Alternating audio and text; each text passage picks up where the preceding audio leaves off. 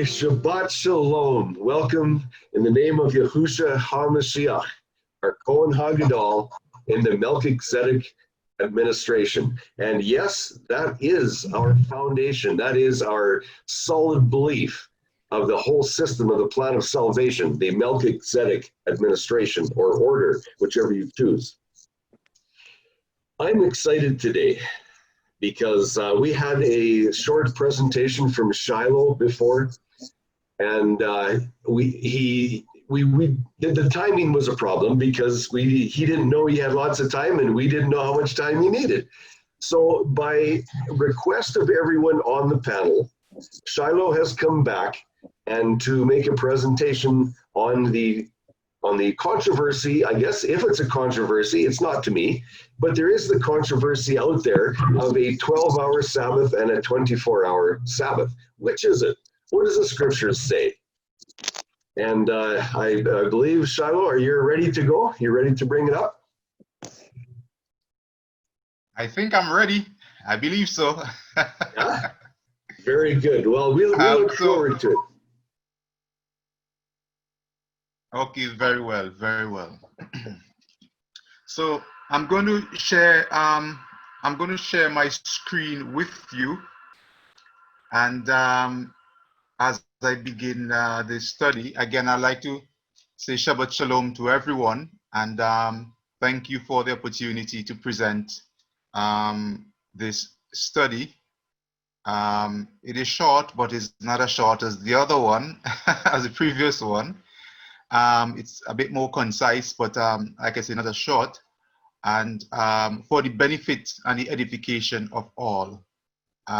Someone said to me, why am I making a lesson out of this nonsense subject? And because to them it was obvious. So I said to them, well, to you it is nonsense because you think it is clear enough. But it's a subject that is of great concern in many people's mind, and it cannot be taken lightly. And so, therefore, when something is of I would say great weight in someone's mind, as trivial as it may appear in another person's mind, I personally do not take it lightly, and I will do my best to labor to make the subject matter in the right direction, as placid or as clear as possible. All right. So please bear with me as we endeavor through the scriptures to see this thing. All right. So I'll share my screen with you now. There we go. So the name of the study that as like the last time, is a 12-hour day. Ignoring the night. Ignoring, oh, I left out the ing. All right, that's my shorthand. A 12-hour day, ignoring the night. And so we're going to have a look at the 12-hour Sabbath theory and doctrine. Now, what we have to bear in mind is that it is not limited to just the Shabbat. It's the concept is that a day has only 12 hours of reckonable hours, okay, according to the Bible, but it was specifically based upon a specific reference that was made in the New Testament, as it's called, in the Abesorah, the testimony of Yahushua ben Yosef. So, as we look at this idea, it is based upon a day.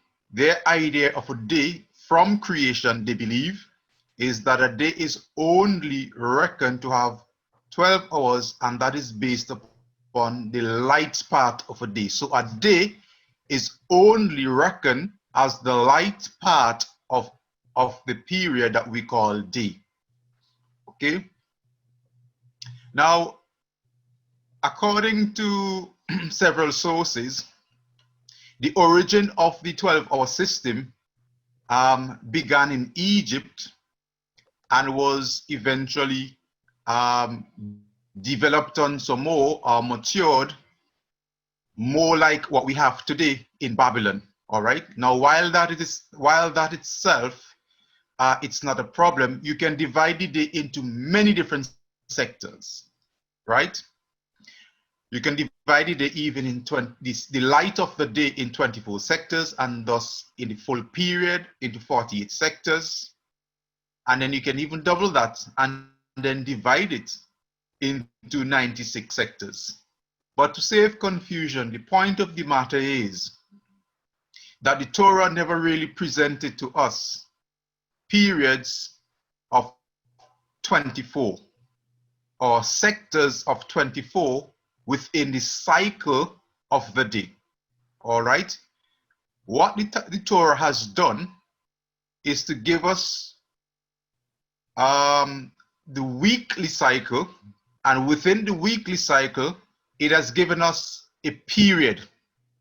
And that period that it has given us within the weekly cycle is called a day. And then within that day, there are 2 seasons, as was pointed out so clearly by Tim and Charlene. And within the period of the light of the day, there are divisions. And the divisions that are in that period of the light of the day are 3. Primarily, that which begins the light of the day, which we call bouquet or dawn, the first dawn. And then we have the glorious or the high aspect of the day, which goes from the end of the dawn to the other dawn, which is the Ereb, the end of the day dawn. All right. These I know that you know already, but I just need to give that quick refresher, and I'll expand a little bit. So as I expand a little bit in the construction of a day, you please bear with me for those who have gone through it before. And that's a little bit more reference or a bit more reading on the history of the development of the 24-hour period or the 12-hour day or daylight, 12-hour daylight understanding in terms of historical development of counting the periods. All right. And these are some more reference that I found interesting in terms from the military time chart, wall time server, military time chart again specifically. I think that was duplicated. And then we've got Quora. All right. I find Wikipedia down to the end, which was bolted on there. Wikipedia has quite a nice article piece on that. So I would recommend it at least to begin and to get some more information. So where does this idea find its premise? Well, I must say, while this may not be with everyone, the people that I've found so far that talks about the 12-hour day have been people who want to cut the Shabbat short to get on with their other life activities quickly, right? And while that may not be, I say again, true for everyone, I found that this has been a consistent aspect. Okay, now in John, someone read John 11:19. Sorry, not First John. John 11:19, and after reading this, they thought to themselves, "Oh well, Yahushua ben Yosef is that great prophet. He is HaMashiach. He is the Christ. He is the one who replaced Moses, according to many people's thoughts. So there is something big. There's a big deal here, all right, in what he is saying about time." So now in John 11:19, John 11:19 reads this: "And there are 12 hours in a day, Yahushua said, if anyone walks during the day, he doesn't stumble because he sees the light of the day. Now, let's turn our attention to John, and I want us to expand on that a little. Now, I'm using this as the premise as to where they get their thought, but we'll go back to the Genesis events in order to build up and come back again to this point. So if we go to John chapter 11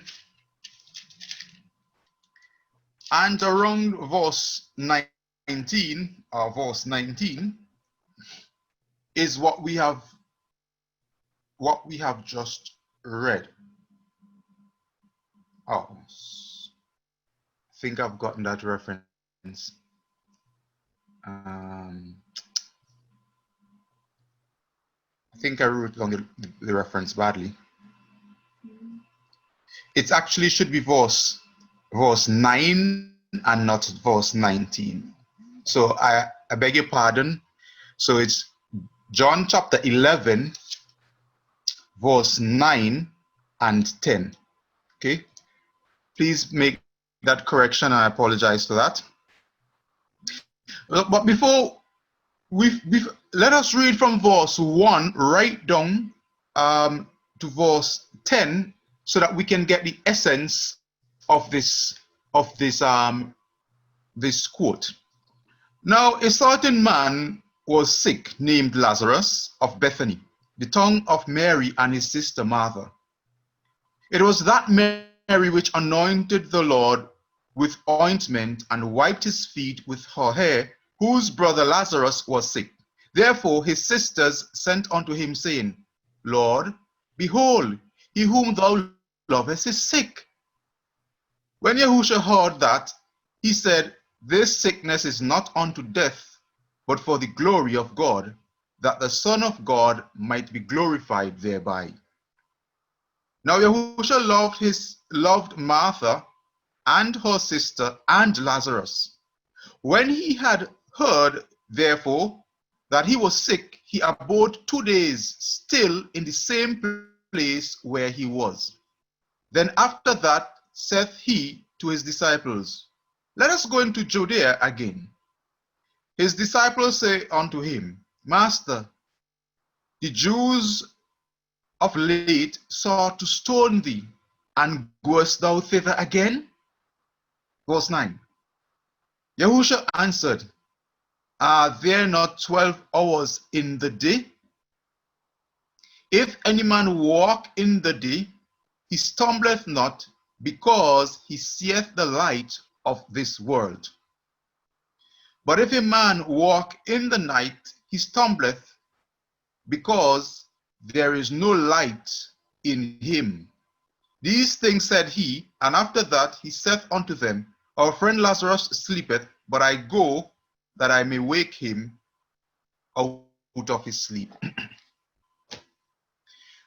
Interesting how that this text has just been pulled. One text has just been pulled out of this whole narrative to make a doctrine, and a doctrine that has significant impact and implications. If we look carefully at this text, we would see that what the emphasis here is not how many hours in the day. Is it significant to think about the phrase 12 hours in the day? Yes. But what is emphasized here is the opportunity that one has to get things done, which is what? When there is light, when you can see clearly, because you do not have light of yourself, you do not glow. All right. As a matter of fact, if you look at the end of verse 10, you might as well say, paraphrasing, Yahushua ben Yosef is saying, you don't have any light coming out of you to give light to that place where you are, so you can continue to do stuff. You are not a glowing person. So therefore, you only have to depend on the light that exists during the period or the season of daylight. it wasn't about counting hours, because the Torah has already established for us how we divide the day. Okay? The Torah has already established for us how we divide the day. All right? So the emphasis has been moved from where it has been placed by Yahusha ben Yosef to make it an emphasis of how many hours there are in a day. All right? And the Hebrews did not use and were not known to use a 24-hour division.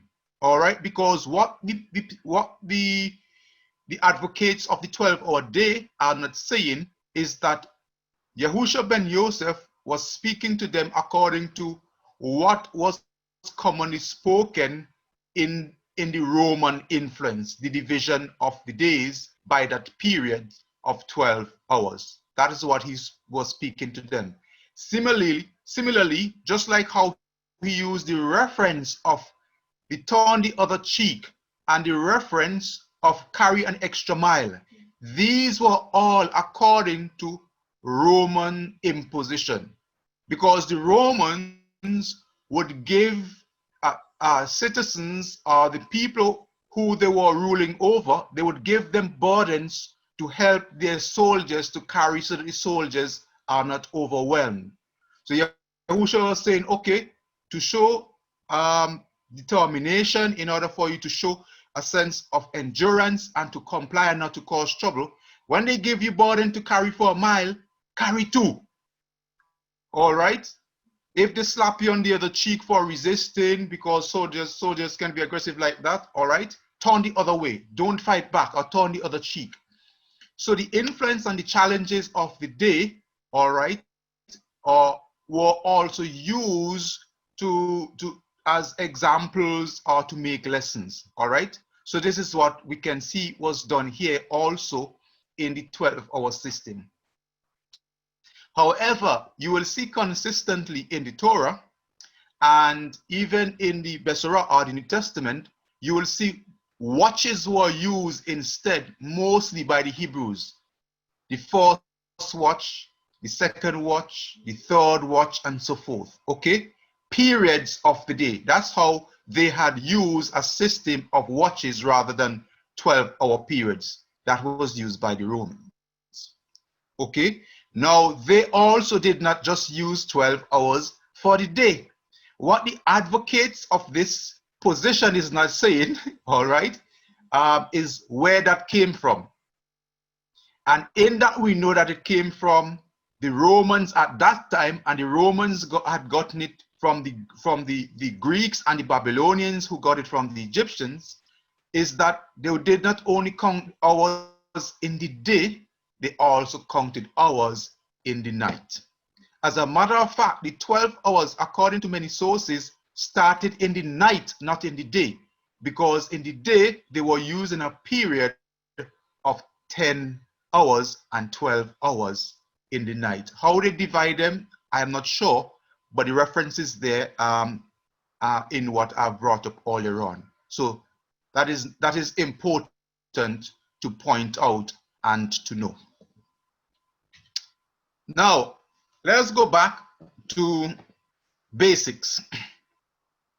As we go back to the book of Genesis, chapter 1 and verse 5, as I've mentioned before, and as you, the immediate audience here, know, is that this has been covered extensively and well, very well too. I don't think I can do a better job than what Charlene and Tim have already done.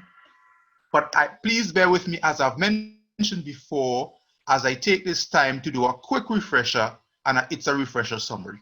So Genesis 1:5 has shown us that there are 2 major divisions to what we have come to know today as the 24-hour cycle. All right? So in this 24-hour cycle that we know today, how we count time today for convenience on our watch and so forth, right? In the book of Genesis, there are 2 divisions in that period. And the two divisions are period of light and period of darkness. Now that period of light, emphatically, I must say, is called day. And in the Hebrew, it's yom. I speak ahead. And we have the period of darkness, which is called night. Notice everything about creation week started here with the light. All right? It started with the light. All right?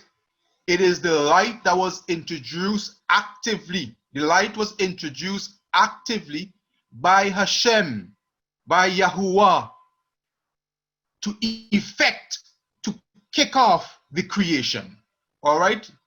This was the active part of what we saw in the creation period. Pay careful attention and note that bit. Now, the darkness, as I've mentioned, is called night, and it means a twisting away. A twisting away of what? The light is twisting away. We come to that point where we call it the nighttime season, okay? And as a matter of fact, what I've found is not that it is just called the nighttime season by Charlene and Tim, but also it is called the nighttime season in the book of Job. All right? And we'll come to see that reference anyway. I'll give you that reference later on, specifically. Now, Lael is the Hebrew term that is used for nighttime season, for night, darkness, and it means nighttime season. As Charlene's pointed out, it is not to be confused with Hosek, which has to do with disorder and confusion and evil, if you may. Now, and Yahuwah called the light day, and day is yom, from an unused root meaning to be hot. Okay? So the period of hotness, a day, as the warm hours, whether literal sunrise to sunset. All right? Basically the 12 hours as we are using that period of division today. Now, in a short time, well, you know, there's a note that Charlene put about the wording corrected. I'll not emphasize on that, nor bronc drivers and bigs. And then we have on the evening. So we have morning. Now, what we have here in the introducing of evening is the dawn, the end of the dawn.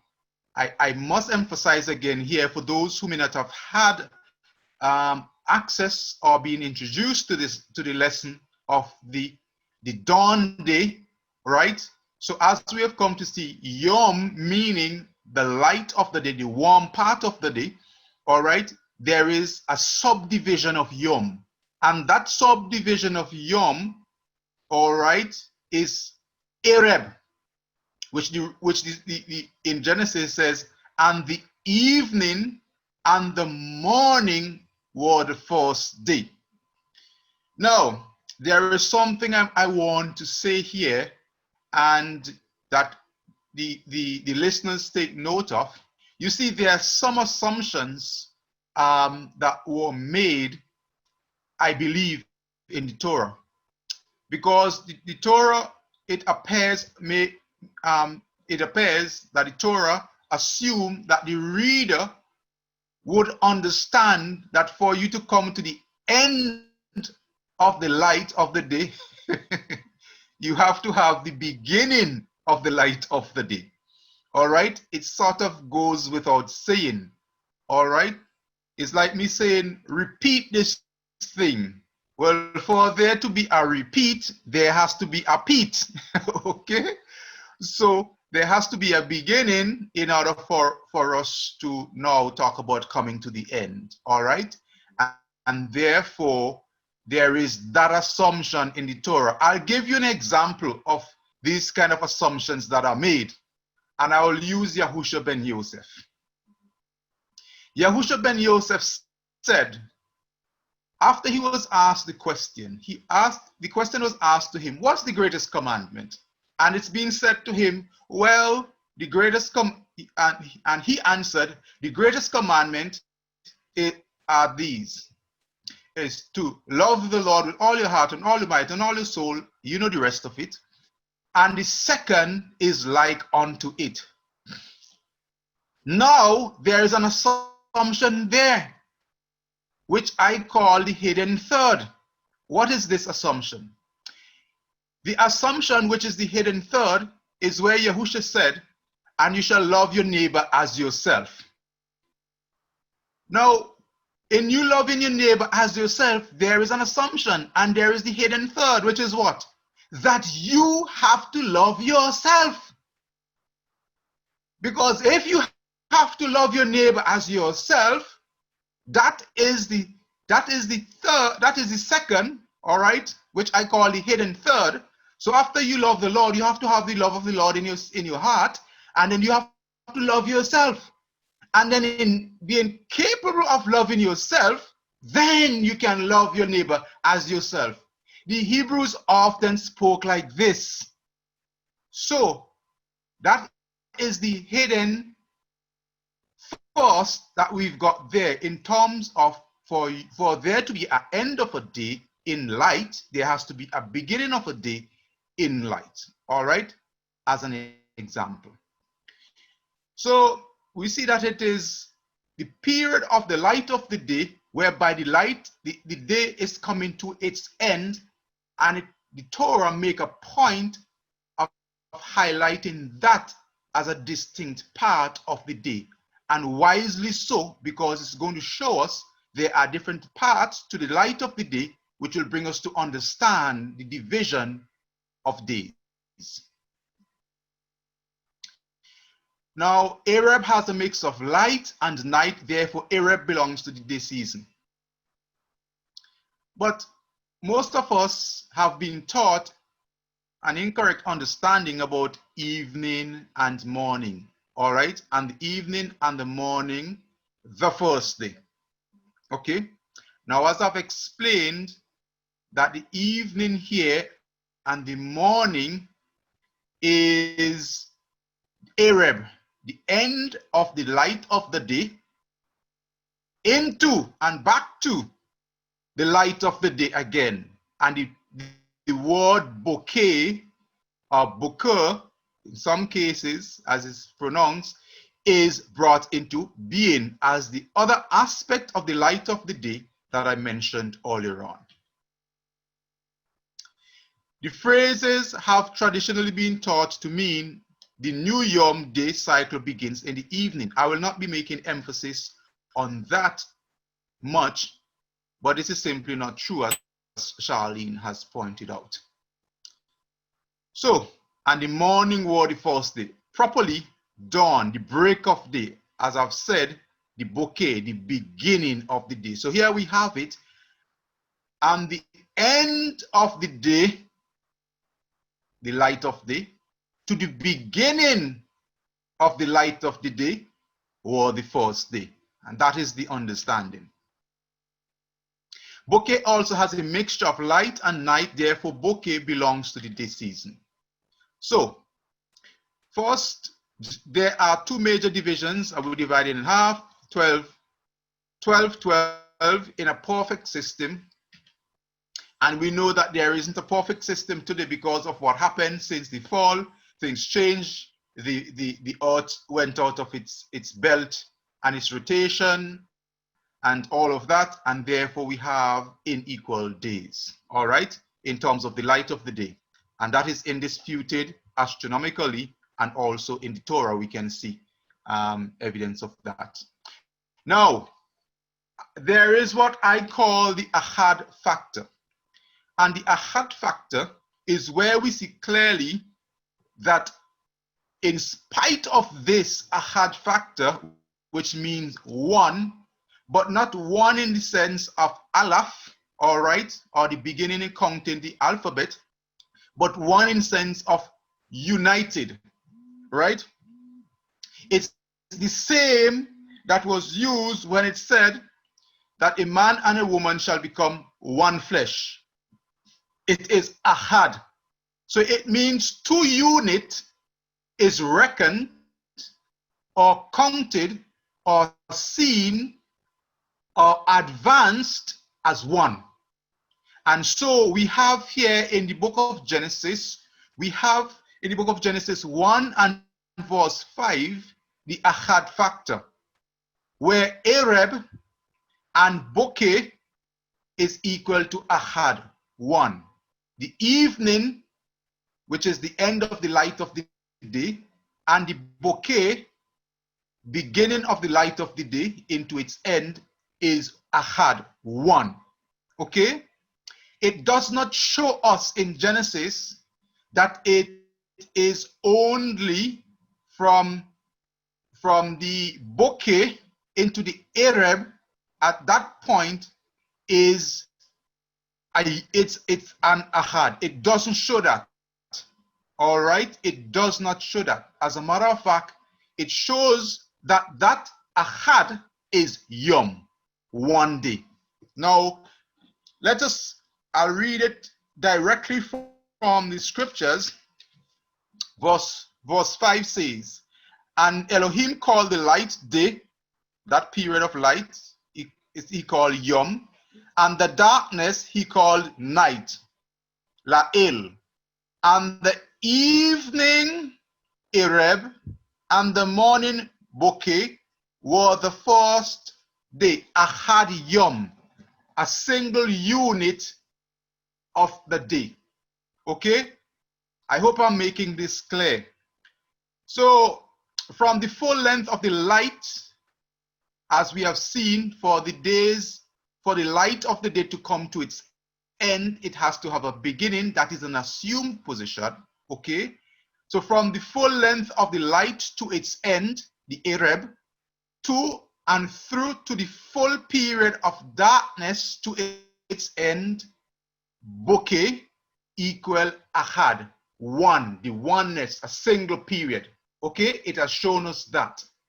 1 single period. It says both in this case is become 1 single period. Again, I will emphasize, and I hope not to bore you, but from the length of the light, from the full length of the light to its end, meaning from whenever the light occur, which will be from the morning period, the light of the morning period to its end, the Arab, and from that Arab period now back to the Bokeh period, which would cover the period of darkness, okay, into light, is called an Ahad Yom, okay, and therefore it completes 1 full period. And again it says Ahad Yom, 1 day. Deuteronomy 6:4, it says, Shema Israel Adonai Eloheinu Adonai Echad, 1, singular, unity.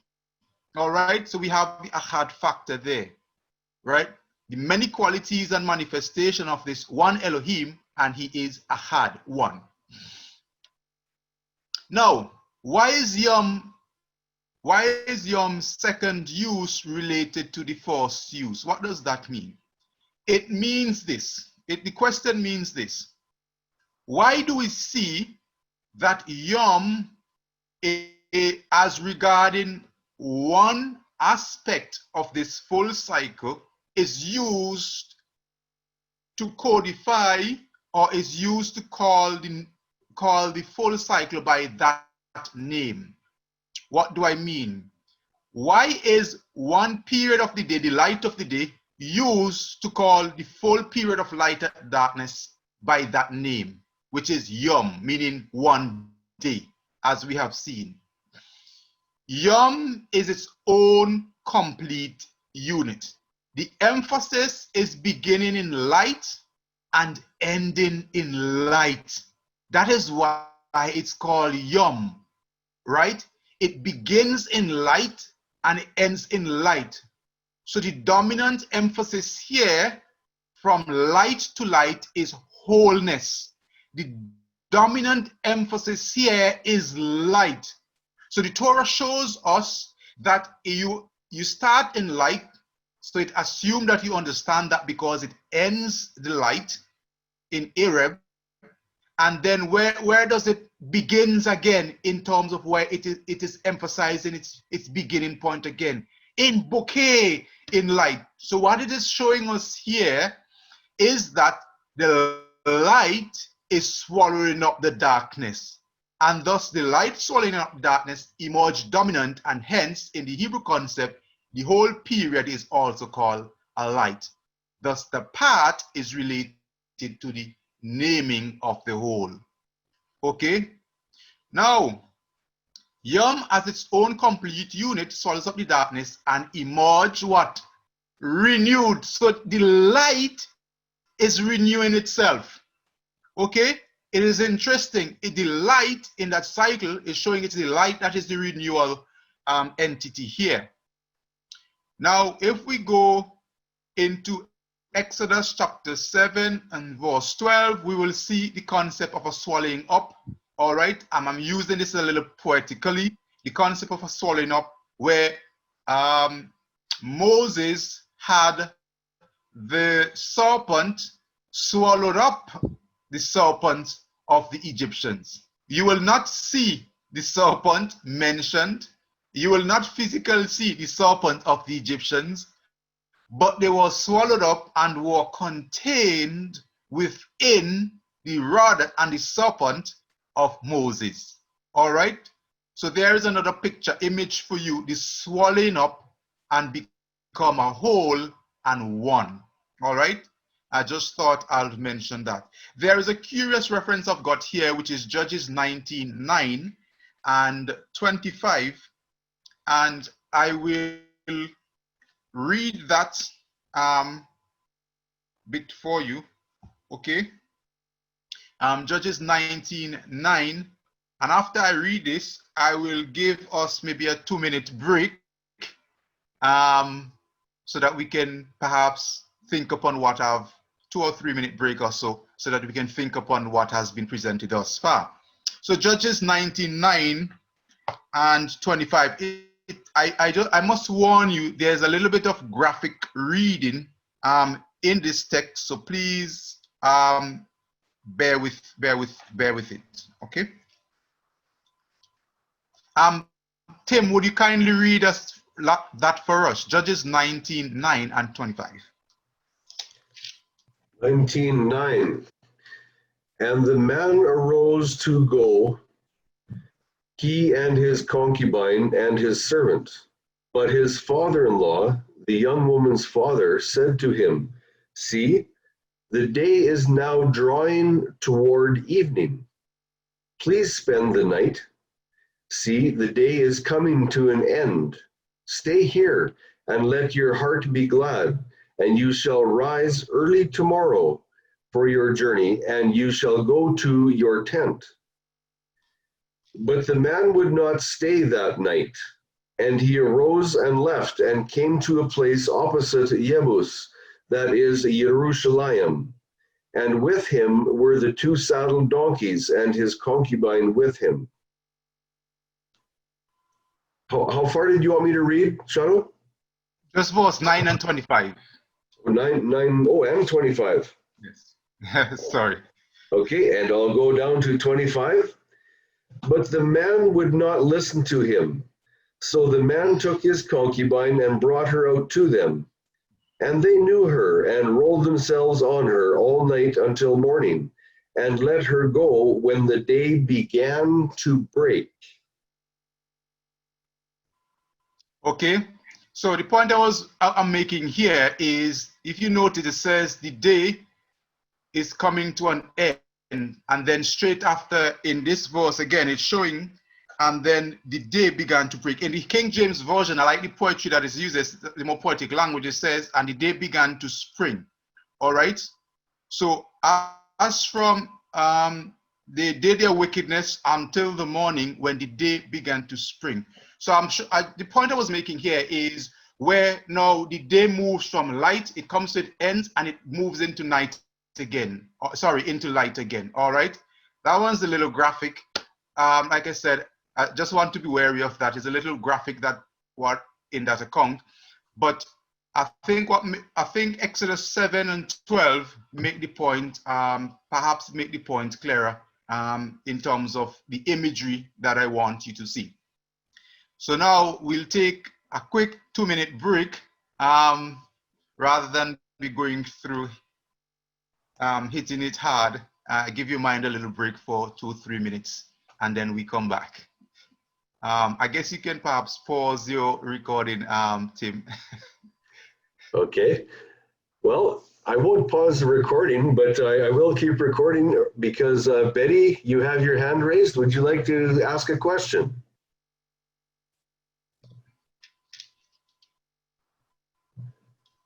Betty, are you there? Yeah, yes, I had trouble getting the mute off.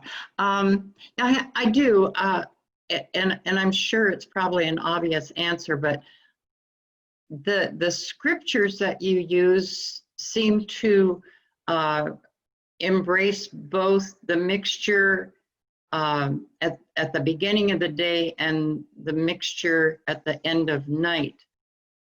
But what you said seems to put the mixture in the morning with the night. I'm sorry, that's how I heard it, but I'm not sure that that's what you meant. So which reference or which phrase that caused you to think that way? No, it was something you said, not like I say, the scriptures that you presented seemed to be very clear, but something you said, it sounded like you were putting the morning mixture with the night. Just wanted to clarify and make sure I understood correctly. Okay, the morning mixture with the night. If I said,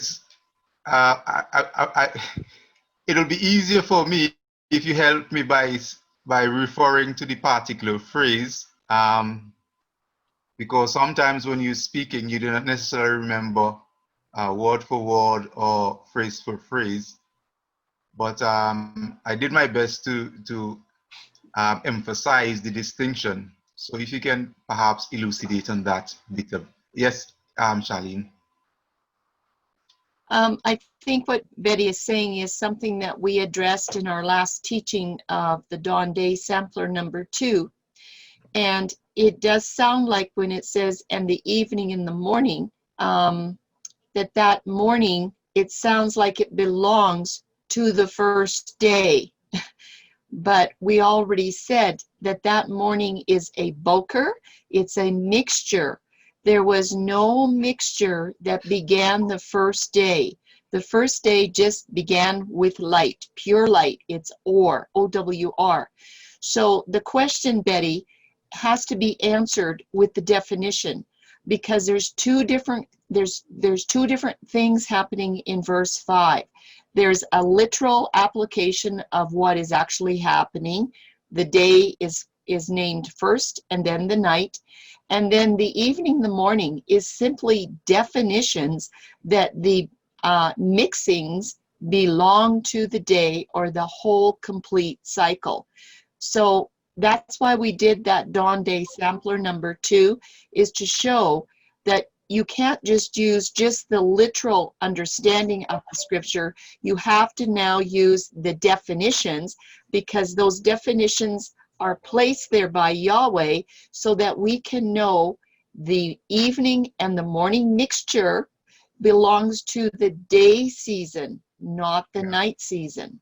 So it's just a definition, and that's where a lot of us get hung up. We've gotten tangled up in this many times until we finally said, look, there's two separate things happening in verse 5. So I don't know if that helps a little bit, Betty, and there's probably others that are feeling the same way. Shiloh? I understand, thank you. Sharon has her hand up too. Sharon? When I was listening to Shiloh, thank you, Shiloh, I saw Yahusha when he would say to being the light, he would say you were made whole.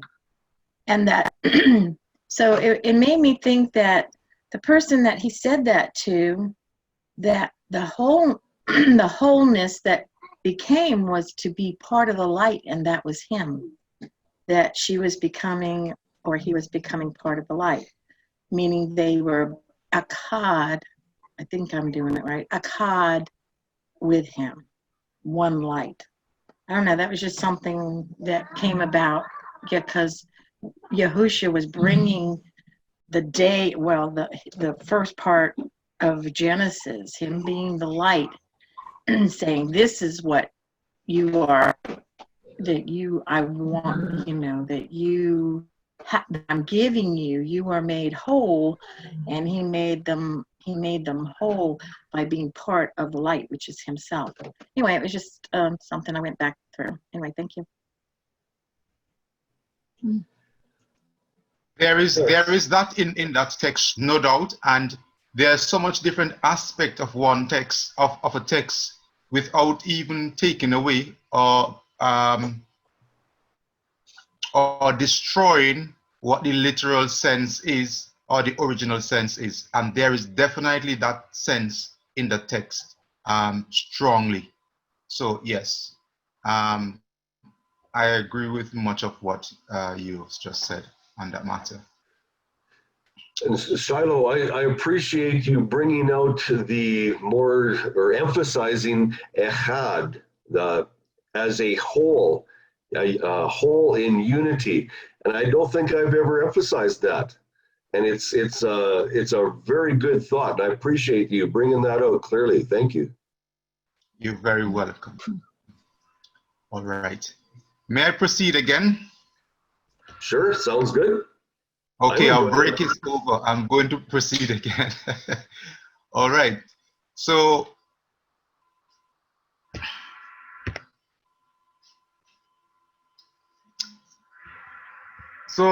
I've got here that the Hebrews were right. Oopsie daisy. So the Hebrews were concrete in their writing, as I've pointed out before, okay, but they were rich in foundational concepts. All right, the Hebrews, Charlene has said that we have definitions there in the book of Genesis.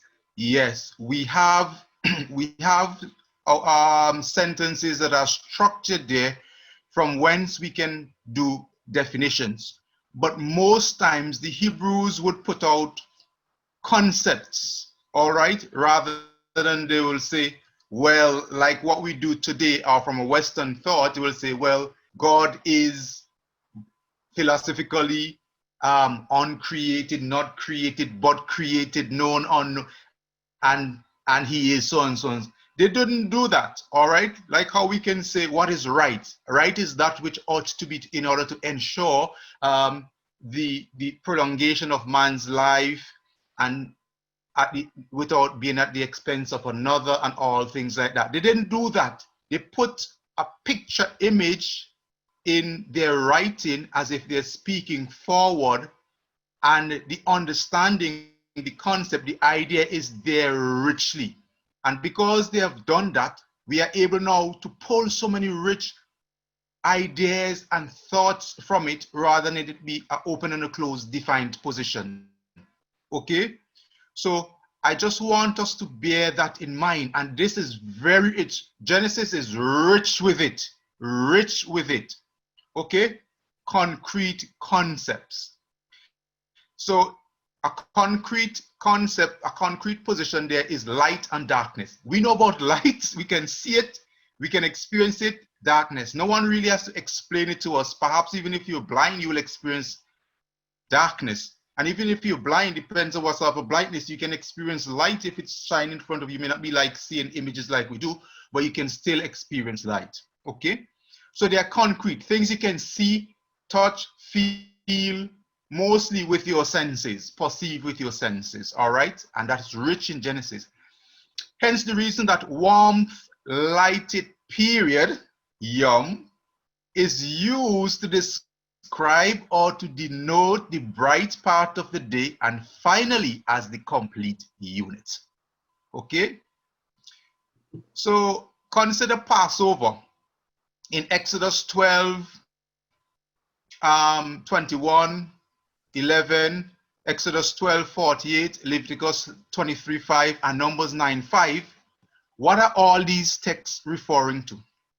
The reason why I put these texts here is to back up the idea where the part of the day that is called Yom and the whole period of light and darkness is also called Yom, is because sometimes what the Hebrews did, they can use a part to describe the whole, right?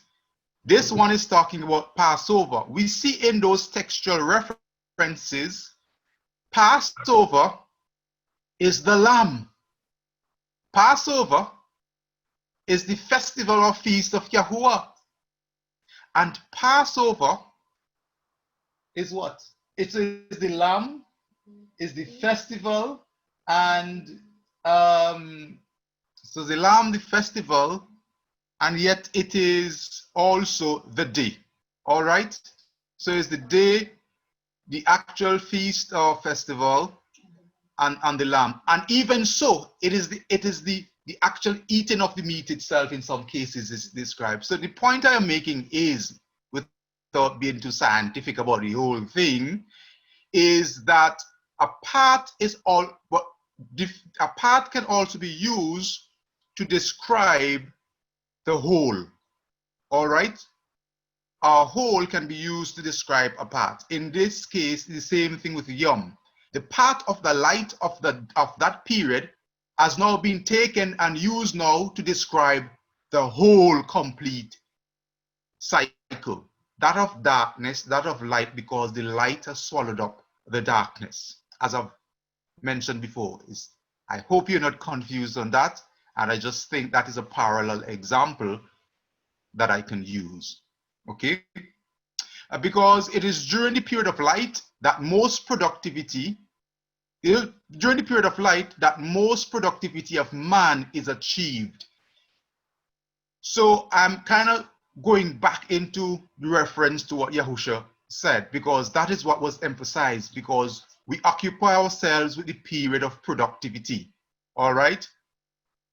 That's in John, as we have just seen. I'm not going to emphasize this part because I think that we dealt with calling of the light day and the darkness called out, because I think it was emphasized enough.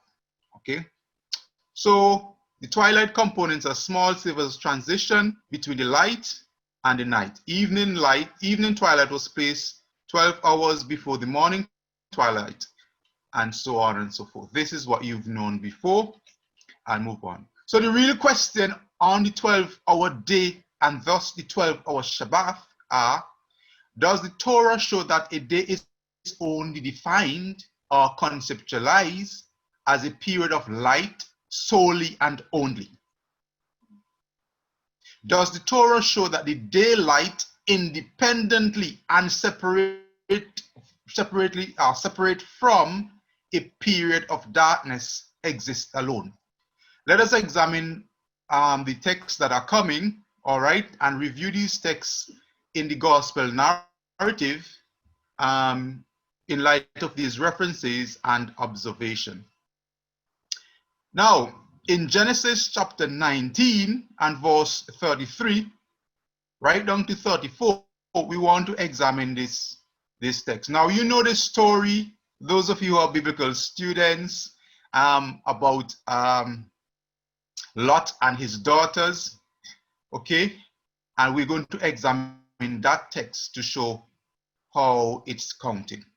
Now, Genesis 19:33 reads, and they made their father drink wine that night. And the firstborn went in and lay with her father, and he perceived not when she lay down, nor when she arose. Charlene, there is something that I noticed here. Before I go on there, I just have this thought that came back to me. I notice here, and maybe I'll present that at the very end.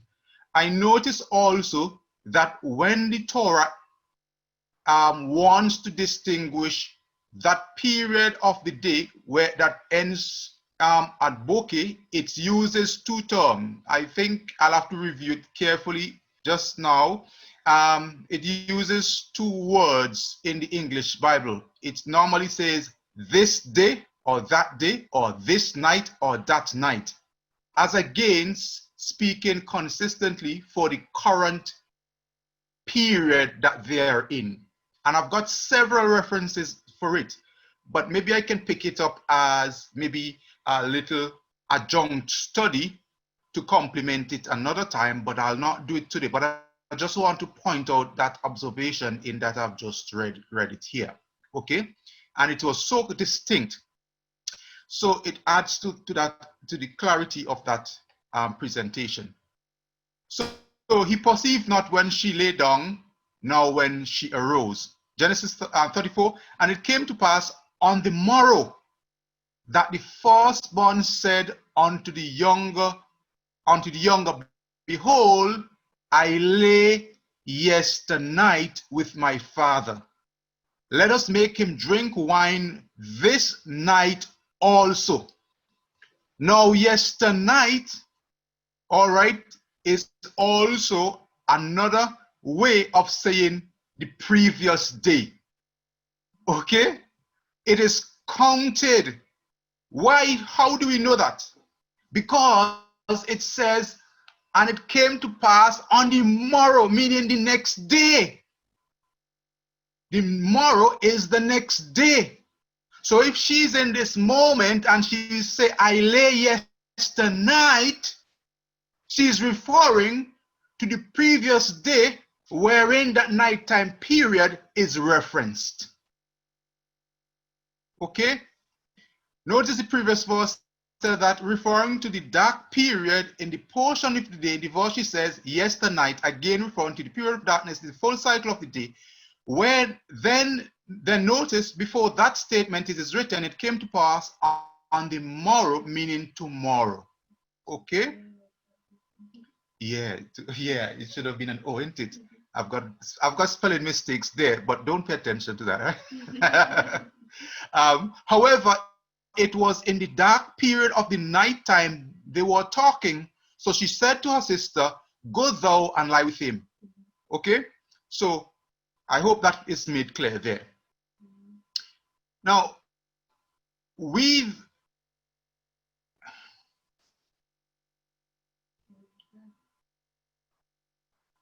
another, you can see I was walking in the night, late in the night.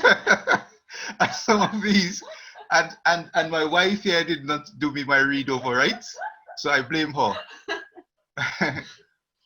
When it should be when that the complete day is consistently referenced in the scriptures as a period of light and darkness. All right. Okay. Now, if we look at Isaiah 8, it should be we see. The C is left out there. We see that a complete day is consistently referenced in the scriptures as a period of light and darkness. All right. And when it is not so, it gives a distinction like this day, this night, and so on and so forth. Right. So forgive that hiccup.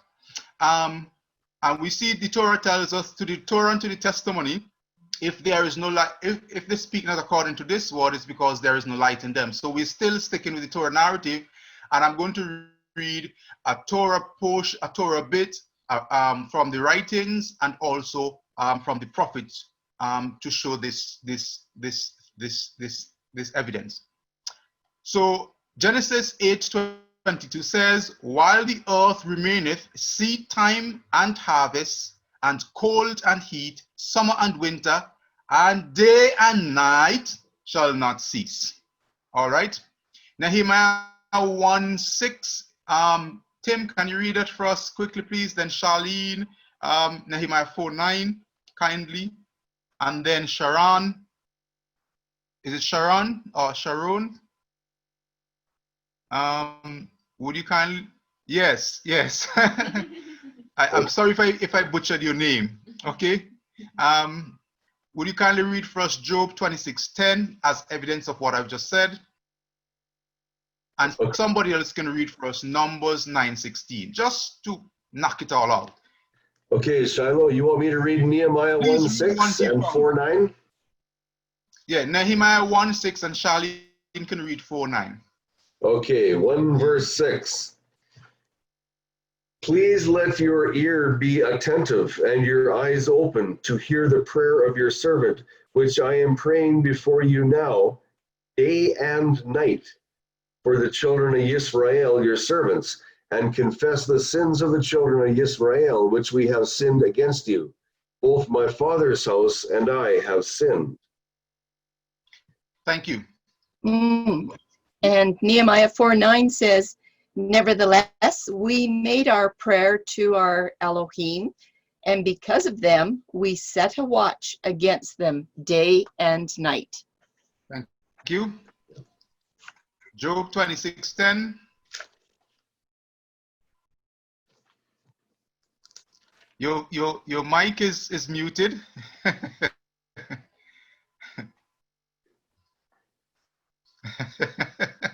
We all have done it, so don't worry. Y'all heard me. He drew a limit on the surface of the waters at the boundary of light and darkness. Job 20, is that Job's 26:10? Yes? Job, Iob, yeah, Iob, yeah. Yep. Oh, this is the Holy Scriptures, by the way, if that made a difference. All right. I didn't, can you read it again for me, please? Sorry. He drew a limit on the surface of the waters at the boundary of light and darkness. Okay. You know, that's a beautiful reading. I think, to emphasize the point, but it says in the KJV, day and night. Okay. So just thought that's a nice reading in regards to what we're talking about, light and darkness. But it says, yeah, but what we're looking for in terms of the English consistency is day and night. Yeah. But thank you very much. All right. So I think we've made the point there. I shall not belabor it anymore. That in the Torah we see a complete day is consistently referenced as day and night time season. All right. Now we've got the Pesach consideration. We've done that already. But there's a different aspect of the Pesach consideration. Charlene and Tim, this one, I think you would have covered this yourself. But the reference that I gave earlier on for the nighttime season is Job 30:17. If anybody wants to write that, right? When he talked about the night season, Job 30 and verse 17. I had it. Now, in Leviticus chapter 23, all right. Sorry, I'll go first at Exodus 12 and verse 8. It says, when it was referencing the history of the Passover, it says, you shall eat it at night. And then in verse 12 of Exodus 12, it says, the Passover that night. And then in Leviticus chapter 23 and verse 5, we are told that we should observe the day of the Passover. All right. And then in Numbers 9, 5, and 6, the same is echoed, the day of the Passover. But hold on. The period that was referenced is nighttime season.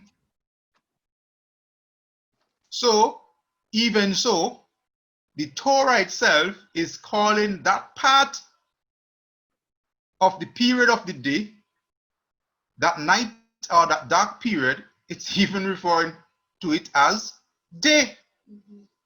But yet, it's an event of the night. Okay? So I hope that has been made clear in that particular event. Now, if that is the case for those people who are emphasizing that, when shall we meditate upon the ways of Yahuwah? Because Yahuwah is only considered, according to those adherents, he's only concerned with the day, right? The daylight period. But if we look in Psalms 1 and verse 2, one of my most favorite psalms says, when shall we meditate on Yahuwah's ways and Torah? He says, and in his Torah we meditate day and night. So for those people who are adherent of that, they should not be meditating on Torah in the nighttime season. Okay? Joshua 1 and 8 says this, this book of the Torah shall not depart out of your mouth, but thou shalt meditate therein day and night. Why? That thou mayest observe to do according to all that is written therein. For then thou shalt make thy ways prosperous, and then thou shalt have good success. Successes in the way of and growth and fullness of Torah, and also in you and being empowered to obey. According to this text, you should be meditating in Torah, not just in the day, but day and night. Okay? We move on. Exodus chapter 29, and they shall eat those things wherewith the atonement was made, to consecrate and to sanctify them. But a stranger shall not eat thereof, because they are holy. And if aught of the flesh of the consecrations or of the bread remain until the morning, then thou shalt burn the remainder with fire. It shall not be eaten, because it is kadosh, it is holy. And thus shalt thou do unto Aharon and to his sons, according to all things which I have commanded thee. 7 days shalt thou consecrate them. Now, when the Torah says the 7 days consecrated them, what does this consecration involve? Is it events and activities that are, or ordinances that are done only in the daylight period? Let us see how the Torah itself show, count, and define these. Exodus 16 verse 14. I'm tired of hearing myself read. Will somebody kindly volunteer and read Exodus 16? I'll read it, Shiloh. Right now. Please, thank you. I'll read it. Thank you. Exodus 16:14.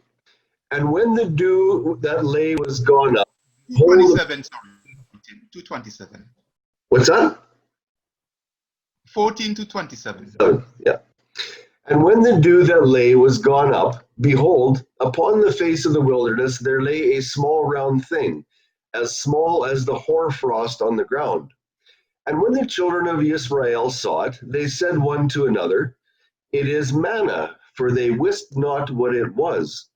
And Moshe said unto them, this is the bread that Yahuwah hath given you to eat. And Moshe said, let no man leave of it till the morning. Notwithstanding, they hearkened not unto Moshe, but some of them left it until the morning, and it bred worms and stank, and Moshe was wroth with them. And they gathered it every morning, every man according to his eating, and when the sun waxed hot, it melted.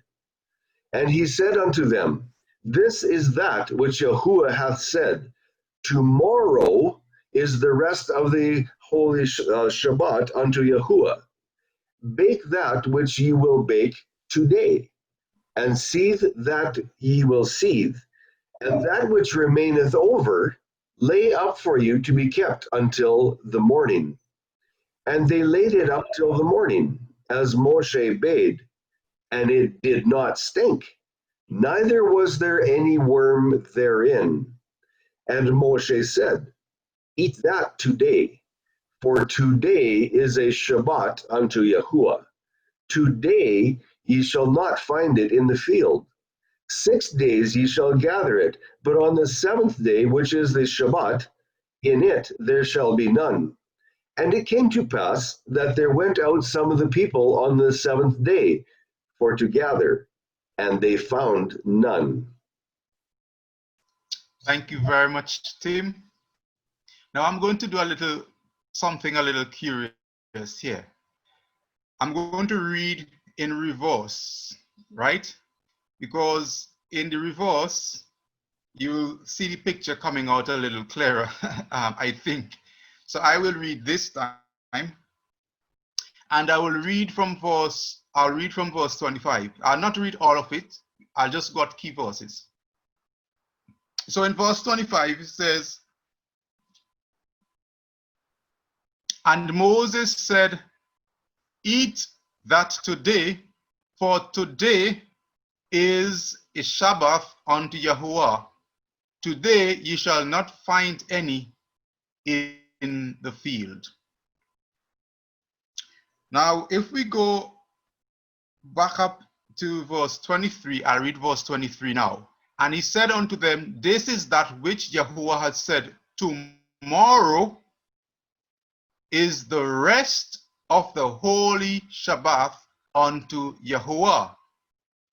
Bake that which ye will bake today, seethe that which ye will seethe, and that which remaineth over lay up for you to be kept until morning." Right? Now, what is clearly happening here? When are they laying it up? They are laying it up during the course of the night, all right, to last them into the period of that night and into the day of Shabbat, because none is going to fall on Shabbat, all right? So we go up now to verse 20. It says, "Notwithstanding, they hearkened not unto Moses, but some of them left of it until the morning, and it bred worms and stank, and Moses was wroth with them." Now, if you go down to verse 23, all right, it says, "And he said unto them, That which the Lord hath said unto you, tomorrow is the rest of the Shabbat," right? So what are you seeing here? A nighttime season is passing into another period whereby the nighttime season would have been counted on the morrow, because on the day in the morning before the sun rose, because remember, when the sun rose, the manna was going to melt. All right, when the sun rose and it became hot, it was going to melt. I don't know if you see the point I'm making here, is that for it to be a tomorrow, it means the next day. All right, so in the previous day, which will be yesterday, they had to lay up in the previous day, which is yesterday. By implication, you can see here that the yesterday would be counted as a part of the nighttime. In the yesterday would have been counted as a part of the day. This one is a little complex, but you can see it there. But like I said, I find I see it better in this text when I read in the reverse. But even the Genesis that we have read with Lot made it much clearer. But this is one of them that is a little bit more tedious, but it is there. All right. Yeah. Let us leave this one here, and we can go to some clearer ones. All right. Some clearer ones. And okay, so this is a continuation. I did a little break there. This is a continuation of the consecration. All right. Sorry for the confusion. I did a little break there, threw in a little hard one to see, and now we are back to the consecration.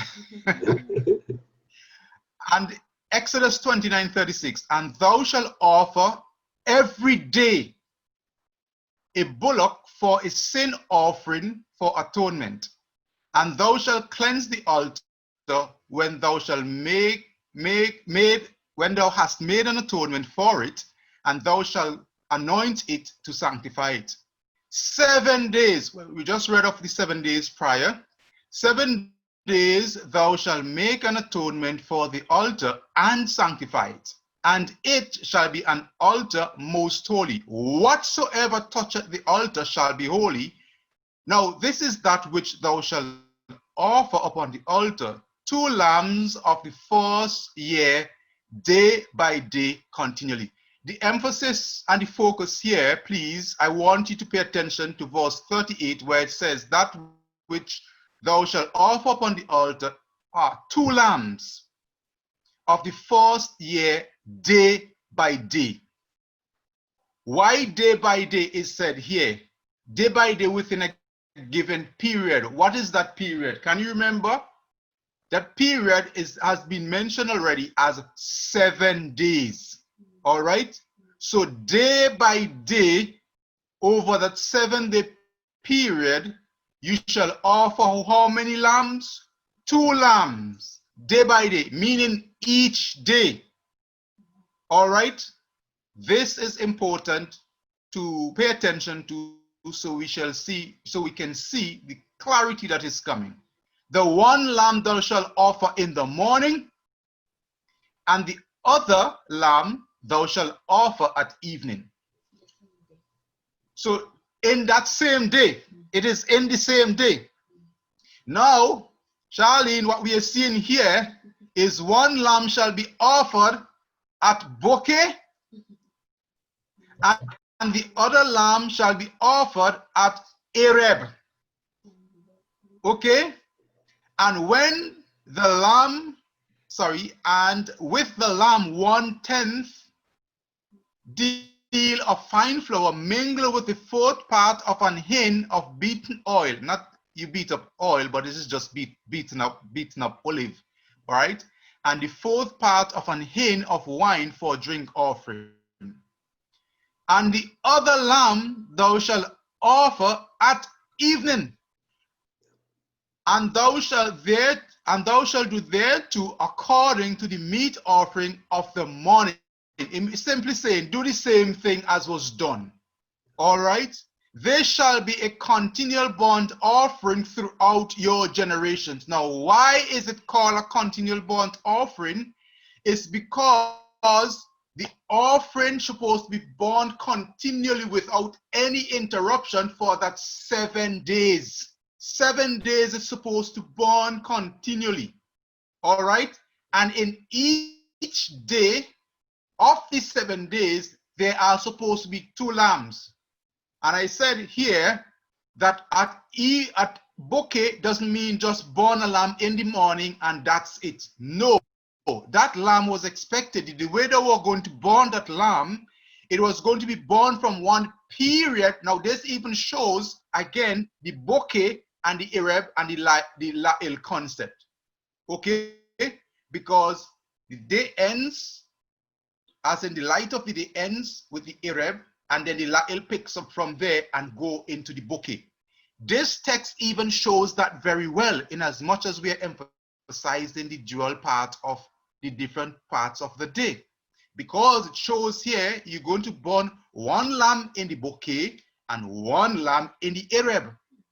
But the Torah says it's a continual burnt offering. It means without interruption. So that tells us this lamb is going to be burnt from that time in the morning until it comes to its crisp in the evening. And at that evening tide, then another lamb has to be starting to burn again, go throughout the period of the night, come back into the morning.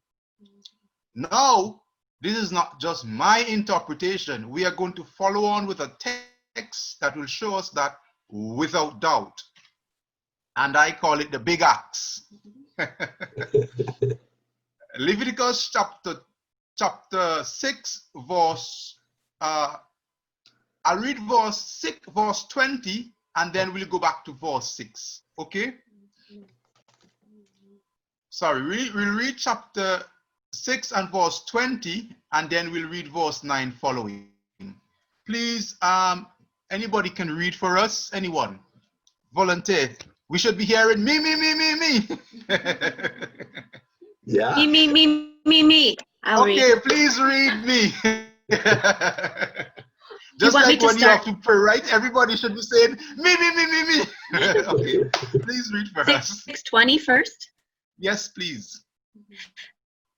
This is the offering of Aaron and of his sons, which they shall offer unto Yahuwah in the day when he is anointed, the 10th part of an ephah of fine flour for a meat offering perpetual, half of it in the morning and half thereof at night. And Thank you Leviticus very 6:9. much. So someone said to me, well, this in the morning could just mean you got up 6 o'clock, you burn it until 7, and that's it. And then in the night, you burn it from 7 until 8, and that's it. Okay? Verse 9. Somebody else, please. Okay, I read Leviticus 6:9. Command Aaron and his sons, saying, This is the law of the burnt offering. It is the burnt offering because of the burning upon the altar all night until the morning. The fire of the altar shall be burning in it. Thank you very much. So what does it mean when it says you burn that offering continually all through that period? The period of bouquet, when it's born, is all through bouquet, throughout Yom, through Ereb, right? And when it says burn it at Ereb, it means it's be burning all through the night until the morning. But notice, we see verse 20 emphasize, offer unto the Lord in the day when he is anointed. All right, and we see 7 days. And the 7 days is what? It counted as a period of light and a period of darkness. So, how shall we understand John chapter 11, verse 9 and 10? Shall we understand that Yahusha is saying here that the day only consists of a period of light? No. You see, whenever you read from Shaul, Yahusha, or anybody else, okay, that it undermines, that it destroys the foundation of Torah, it means that there is an error in the construction, or there is an error in your understanding. It means your understanding is not correct. The Torah has to be the foundation upon which all understanding of Torah matters or scriptural matters must be established. All right? If your understanding is not based upon the Torah, or if your understanding subjugate, undermine, or make abrogated the Torah, your understanding of what is being read is incorrect. It becomes null and void and of no use, of no relevance, and is unwanted and unneeded, not required, totally out.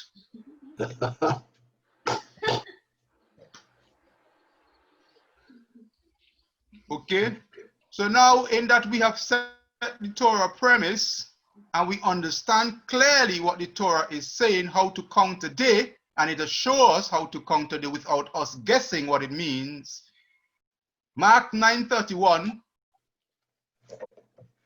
we are referred here to the concept of position, day's position, first, second, third, fourth, etc. And we have the accumulative days.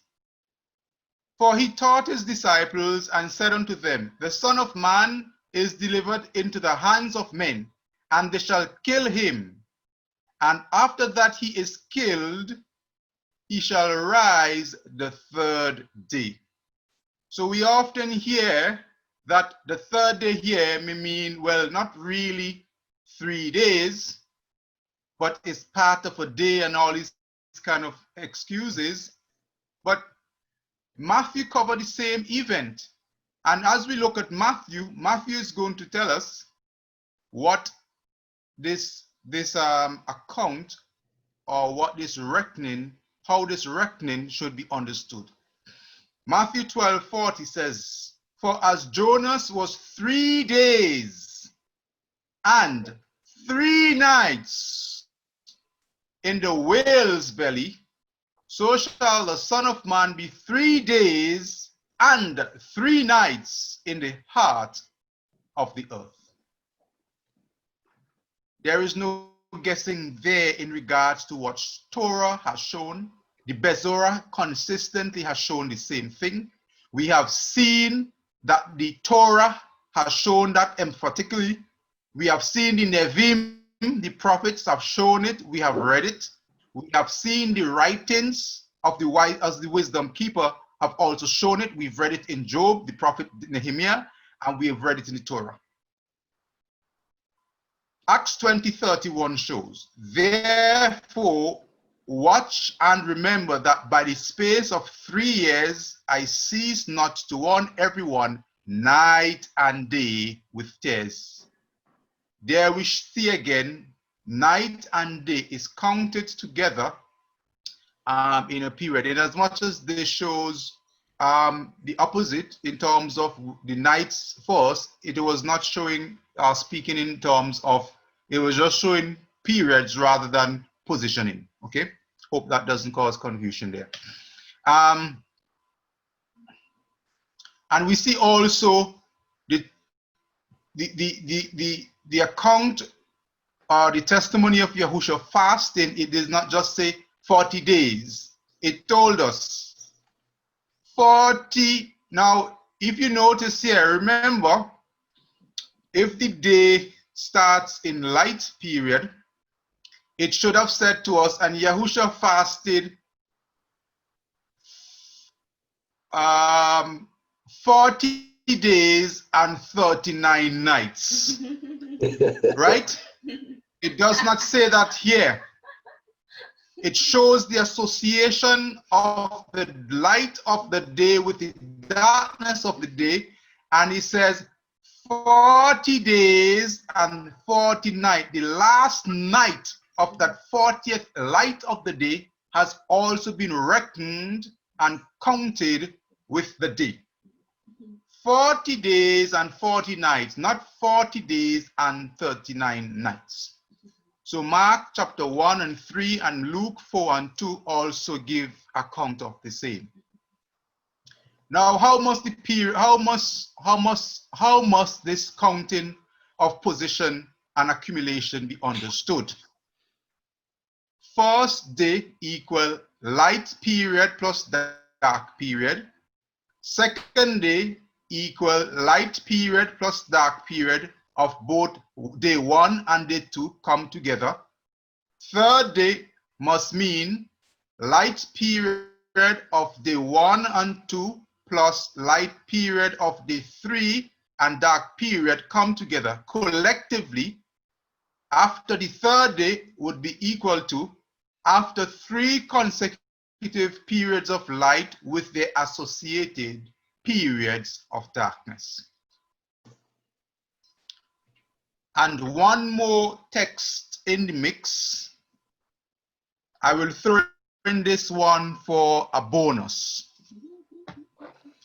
So bear with me because it also has its place not only in the script in the Torah, but it also has its place in the what we refer to as the New Testament. Deuteronomy 21:23. Tim, would you read this for us? And that shall be our final text. Deuteronomy 21:33? 21:23. 23, sorry, right. Okay. Let his body not remain overnight on the tree, for you shall certainly bury him the same day. For he who is hanged is accursed of Elohim, so that you do not defile the land which Yahuwah, your Elohim, is giving you as an inheritance. Yes, the same day. So in the King James, I should review it nonetheless, but it reads traditionally, the body shall not remain all night. on the tree or on the instrument of execution, but it should be removed in that day. So in that it referenced La'il, in that it referenced La'il here, if that it referenced La'il here, again, yet it is calling that period also by the term day. My dear friends and my brethren, my mishpacha, my family, I thank you for the opportunity to have shared this brief and concise study straight on the matter. We go straight for the throat.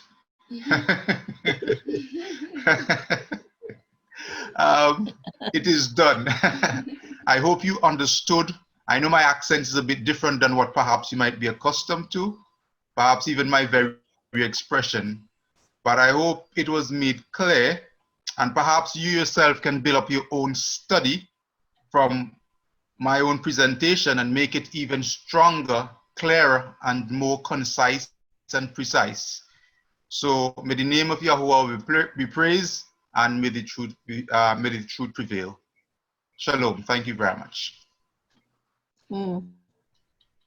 Thank you very much, Shiloh. Thank you. I enjoyed this greatly. I learned a number of things, and man, this is great. It's good to listen. I appreciate the way that you laid down the foundation step by step. I really appreciate that, because that laid a solid path to the conclusion, and I appreciate that. Thank you. Very welcome. Mm-hmm. And Shiloh, I would like to say that I learned a lot too. I especially loved Psalms 1:2 and Joshua 1:8, where it said to meditate on the Torah day and night, because a very good friend of mine has been saying for years that the Sabbath is only on the daylight, when you see the light in the sky, and when it gets dark, you can do whatever you want. So those two verses were really impressive to me. The other thing that I want to say, that it all was, but that one was a shining gem. The other thing that we find happens a lot, and that is with the 3 days and 3 nights being in the belly of the whale. And we know that there's so many that teach that Yahusha died on Friday, the 6th cycle, and they do their 3-day count so they can have a resurrection on Sunday. But they're using inclusive reckoning. We hear this all the time, inclusive reckoning. If you only have just like 1 5-minute portion of that day, you get to count the whole 24-hour day. And that does not work for other reasons as well, especially with prophetic timelines around the Messiah, which is separate from what you presented. But what you are showing here is that there is no inclusive reckoning. It is not allowed when it comes to a timeline. Why? No. Because it went right back. It went right back to Yahusha fasting in the wilderness 40 days and not 39 nights. I love that. It wasn't just a portion, you know, it's, you know what I'm seeing here is that people cannot understand these prophetic timelines around the Messiah and even the ones in Daniel and Revelation unless they understand calendar. And we've been saying for years that understanding the day, the evening, the Arev and the Boker, it's all in the foundation of those two right there in Genesis 1:5. If people don't have this cornerstone understanding of calendar, you get messed up all the way through to Revelation. You don't have a choice, because the arguments and the defenses out there against the truth are so strong. You know, these things like, I liked what you said about Hebrew is concrete. It's got foundational stuff in it. You know, if you just read and understand all the foundations of Genesis 1, you know, and it doesn't have to be written in 10,000 words, because they already understood these concepts. But you know what, everybody, with our Greek mindsets, we're missing all of these wonderful Hebrew concepts that are written between the lines. We went through this last night with Tim, didn't we? You Yeah. know, with trying to answer a Sunset pastor, you know, over a period of a couple of weeks here, you know, trying to show him, you know, why the day starts in the morning. And oh my goodness, but you know what?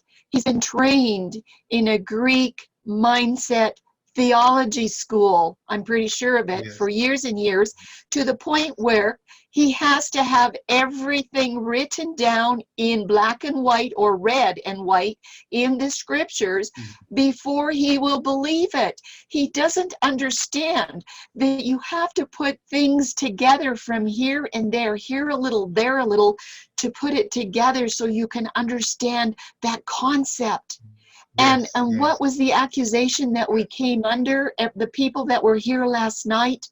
The accusation of presenting these concepts. He said to us, we were building our ideas and our teachings on what?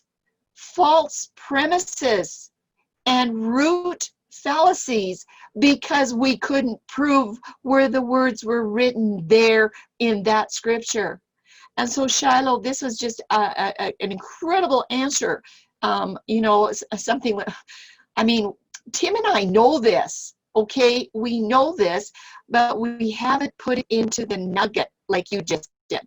And I want to thank you for that, because your forthrightness to come out and call a spade, that is wrong and this is right and that's the way it is and there's no more discussion. I like that, because everybody here, we have to get exactly that bold, because we're going to be accused of false premises and using root fallacies, and we cannot believe your Dawn Day because of all that Greek stuff. What I just discovered is that a lot of our pastors, our leaders, our elders that are supposed to have time to study the Bible 40 to 60 hours a week to bring this truth to us, what we just heard today, do not know how to read the scriptures for what they say literally, neither do they know how to study and understand basic root definitions of the Hebrew. We've got to understand that. That is why he will confound the wise and he will teach the babes. And I could probably go on for an hour. I'm so impressed. I'm going to shut up. I am so excited, because everybody, what you heard today is drawing the line in the sand. And it's, again, calendar is the cornerstone that is going to break open a whole bunch of fallacies in other teachings. 3 days and 3 nights, you know, with the crucifixion, it's just going to break it all open. So Shiloh, thank you. Somebody else has something to say. I'm just sure of it. I think Vivian had her hand up. I was gonna say at the beginning, when you were so excited and befuddled, I was gonna say, finally, Charlene cannot speak. Well, she just kept on speaking, so that's okay.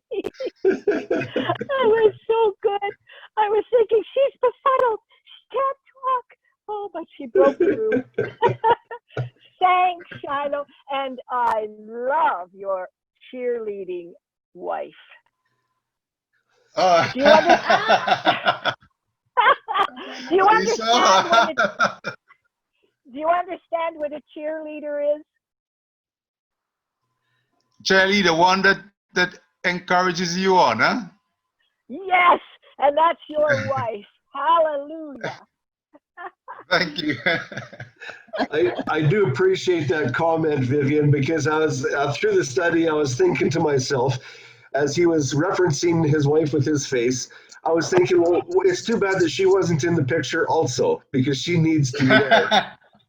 She's shy. She runs away from the camera. Okay, well, if it's her choice, we accept. It's sad, But she's right here. She runs away from the camera. Yes, Shiloh, when you say Hebrew is concrete, I just wish so badly that this could have been connected with what we did last night. because that was the whole topic of last night. Hebrew is accurate, precise, and concrete, whereas the Greek is ambiguous. It's fluid. It's floating. I don't even know. I don't even have the words to say it. It is ambiguous. What else can I say? And I so appreciate how you stood up. You don't wish-wash around. You stand up and you declare it for what it is. This is the way it is, and that's the way it is. And I appreciate that. We need more people that take that stance, that stand up, put their foot forward, draw a line in the sand. So I thank you. And I'm so happy that this is recorded. Absolutely. For those of you that were not here last night, we had a different program last night just because Shiloh couldn't be with us. But we did record it, and it'll be up there somewhere. But absolutely, what Shiloh did today was a perfect compliment. And I'm just about in tears because you know what? Yahuwah does these things.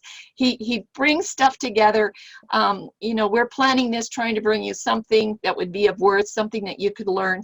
I had no idea this was going to happen. And just absolute. Basically, Shiloh, we need to hear more about Hebrew and how concrete it is and why these foundational concepts are so important. We don't understand this part. What we were dealing with last night, working with this individual, was that he basically said to us, we could not trust the lexicons for any definitions. We couldn't trust the Strongs or the Parkhurst or Barker that are 200 or 300 or 400 years old. He said, you can't trust them for the definitions. Well, I'm thinking, well, where do you get your definitions? I have 23 pages of emails that happened in the last 10 days or whatever it was, trying to figure out from him, trying to extract from him, what are you using to get your Hebrew definitions? Like, what are you using? If we can't use this, what are you using so I can have that tool and use the right thing? And do you know what, everybody? In 23 pages of emailing, he could not give me the Bible tool to find the proper Hebrew definitions because we were using the wrong one. Not one single time. I begged and begged and begged at least 3 to 4 times. Can I see your study on the first day of creation? The first 5 verses. I just want to see your study, because he was saying that the darkness comes first, not sunset and not evening, darkness, okay?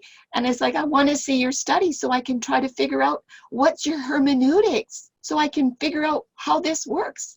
And everybody, when they won't step up with the evidence, then what is there any? So we need to hear more about that, Shiloh. I think maybe you have a better understanding than what Tim and I do. We just kind of we've learned by trial and error the hard way of why Hebrew is so important. But the emphasis out there is on the Greek, and the Greek is not as trustworthy. It's too fluid. It's too shady.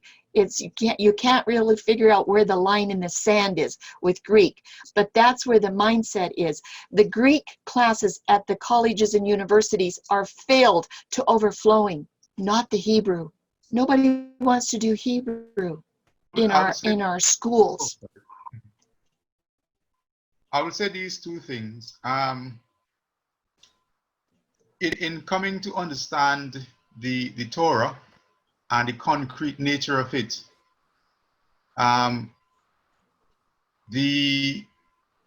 we have to look at we have to study the culture of the Hebrews, all right, however you can. We have to stop listening to overinflated things about the Hebrews. For example, like there's a culture and understanding that says our Hebrew ancestors built up Egypt and great civilization. No, they did not. They did not, right? This is just an example. Because they went into Egypt as an established kingdom and a metropolis.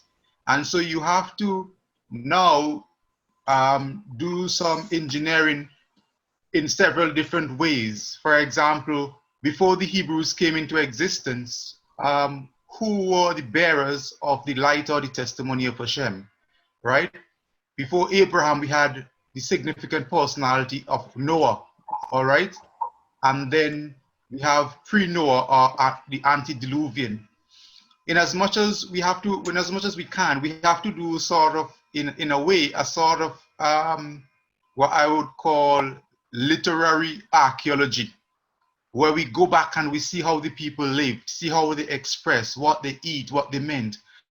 And one of the ways by which we can do this, something which I remember when in 2016, when I met you for the first time with Eric, all right, he said something that I think is very important, right? And it's about the concrete. He also emphasized the concreteness of the Hebrew. And one of the ways by which you can recognize how concrete Hebrew is to look at the original script, all right? And the original script looked very much like the Egyptian hieroglyphs. Now, what is important about that? What is important about that is this. Every single one of the alphabet correspond to something about their daily life. Okay? Whether it be flowing water, whether it be the outline of the tent, whether it be the head of the ox, whether it be the tent peg, what have you. And when you see that these people took these things now to make pictures of their narrative, the understanding of the concept and the narrative is literally in the word picture or in the picture word. And this is how we are going to come away from the abstract view of the Greek position. Case in point, we have the word grace, right? Which is a Roman word that the Roman used the word charia, from which we get charity and charisma and the like. Now that word grace, I'll explain to you why I'm using this example. That word grace, right, has been translated or interpreted to mean in our theological spheres, all right, translated to mean the unmerited favor of God. But something is missing from that. The unmerited favor of God without our obedience, right? Now, they take those words that they made up, that they pulled from the Greek, and they make them into whatever they want to make them in order to bring about whatever doctrine or concepts that they want. But even with the Greek, when you go back to that word, the word itself doesn't mean that. So they use the Greek because they could do whatever they want with it. The original use of the word actually does mean that. Similar to faith. The word faith in Greek is pistis. But pistis has the meaning originally of a title deed. It doesn't mean your faith, your belief, whatever you want to believe. It means that which you have evidence for, but the physical thing is not with you. Hence the reason why in the book of Hebrews it says, now faith is the substance. It is substance. The substance of things we hope for, the evidence of things that we have not seen. Now people normally interpret it as faith is hope and belief. It doesn't say that there. I beg your pardon. So it is right. I believe the Greek, the theologians use the Greek to do whatever they want with it. But the Hebrew words have picture images. It's hard for you, if you take your time with the Hebrew, to get away from the picture that is there. But with the Greek, you can put every abstract thoughts and ideas in it wherever you want to go. So I agree with you. I think Jeff Benner has done a really good job with that book called Ancient Hebrew. Beautiful. I think for many people, I would encourage you, you want to do a little bit more on the concrete nature of Hebrew, I would start with Jeff Benner's book, Ancient Hebrew, right? There's Ancient Hebrew and there's Biblical Hebrew. Start with Ancient Hebrew and go from there. I think Eric has some really good gems in his studies also on the concrete nature of the Hebrew, and whatever you can use from it, you know, to get you there. So yeah, that's what I would say on that. I appreciate that, Shiloh, because the members of this panel that have been following the calendar studies, oh my goodness, everyone, it's over 2.5 years already. Can you believe it? You're all still learning. Tim and I have had 10 or 11 years of experience of going out there and experiencing, guess what? It's the bittersweet is what it is. You know, it's pretty bitter. Once in a while you have some sweetness where someone will understand, but we're sending you out like sheep among the wolves. And I know you all want to share the calendar because you understand how restorative it has been, how wonderful. It just opens up the word in so many situations. But we're trying to prepare you for what is out there so that when these arguments and these accusations come against you, and they do, they just come like a wheelbarrow, they just bowl you right over, that you will not be discouraged, but that you will understand the difference of this Greek and Hebrew mindset so that you can figure out where this is coming from, because truly it can just bowl you over and it's like, what happened here? Like, so you need to have some foundation under you, and it takes a little bit of time to gather this information, but it is going to be necessary. Otherwise, you will not be bold to stand up and say, that is wrong, what you just said, and this is right because of Torah, and here's the verse, and it reads exactly like that. You will also find that in many cases, they will use arguments that use the scripture in a figurative way or spiritualize it away. Instead of just reading the words literally for what they say, just like what Shiloh just said right now, a picture of exactly what the words say. They will do away with your argument and they will say, no, but the spiritual application is this, and they've got you detoured and you're just wondering what in the world happened. It's a very interesting, what can I say? Satan has done a really good job. He really has. And so we want you to be able to pick up these concepts and remember them. And goodness, we're going to have Shiloh back to help explain so that Tim and I can learn too, right? Really important. Yes, there are some good things from Eric Bissell in the Paleo. He does a good job there. I'm going to be quiet because Vivian doesn't want me talking. Yeah, stop already, lady. When you go into the ancient Hebrew, as you said, Jeff Benner, he's got a perfect description of hen, of grace, and it has nothing to do with this abstract. It's a separation. It's a division. It's setting up and keeping apart.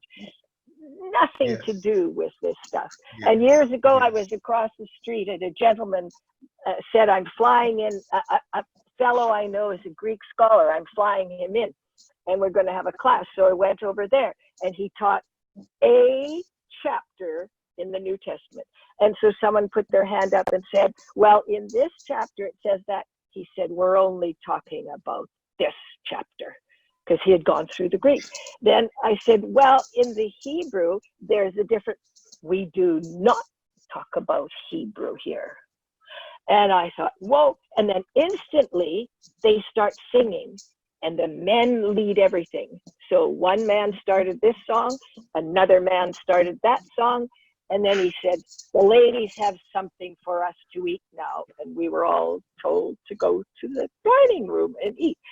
That man flew home in his pilot. He's a pilot. He crashed. Ooh. He's no more. The man across the street died a couple of years ago. His plane crashed on takeoff. A left wing tail stall. Wow. Learn your Hebrew. Get as much video from Jeff Benner, hour after hour, and whoever else you want to learn from. It has nothing to do with the English that you see. The Hebrew gives you those pictures of Hain. Het is a wall, and Nun is the picture of sprouting seeds, and it's a continuation. And that's what it is. When you're separate from that, you go on. But there's more to it. That's just 2 sentences. Yeah. You'll never read the Torah the same again once you get those concrete concepts. You'll never, ever, ever. You know, recently I have been doing a sister's class. Sister's class. I'm not even a sister, and I've been doing a sister's class, right? Imagine that, right? So the sister said to me, "Okay, can you please do a sister's class?" I say, "Okay, fine." And as I started to go through Genesis, I started to realize that even the narrative that is there about Adam and Eve and about women that is customarily quoted, a woman brought so much trouble into the world and it's not there. It's not there. So one brother said to me, "Yeah, it was Eve who caused the problem because she was supposed to listen to her husband and she disobeyed her husband." And say, "Well, you go in the Torah, we go in the book of Genesis, Bereshit, what does Bereshit say? And find it for me, brother." He said, "Yeah, it's there." He saw, he came back, "Oh, it's not there." And people have heard so many fake aberrant doctrines for so long. They hear it so many times, they repeated themselves, and they would swear blind that what this thing that they quote or they're thinking about is actually there. And I've listened so many times, I have to say, it's not there. Do you know the whole Bible? I don't know, but I know what you're talking about, and that one ain't there. It ain't there at all. And you'd be surprised, Charlene and Tim and everybody else, I'm sure you've met people like that. And it's because I'm wary now not to listen to anything that unless I read it in, because you can become undermined to having heard something over and over, and you'll be looking at the scriptures for it, and it ain't there. It's not there. Okay, so let's be wary of these things and not let them get away with it. Go for the ancient Hebrew, Paleo Hebrew, and stick with it.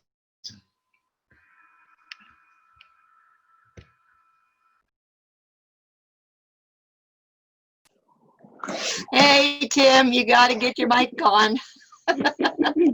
Yeah, that helps. Thank you, Shiloh. I'll say this again. Thank you, Shiloh. Wise words of wisdom. I appreciate it.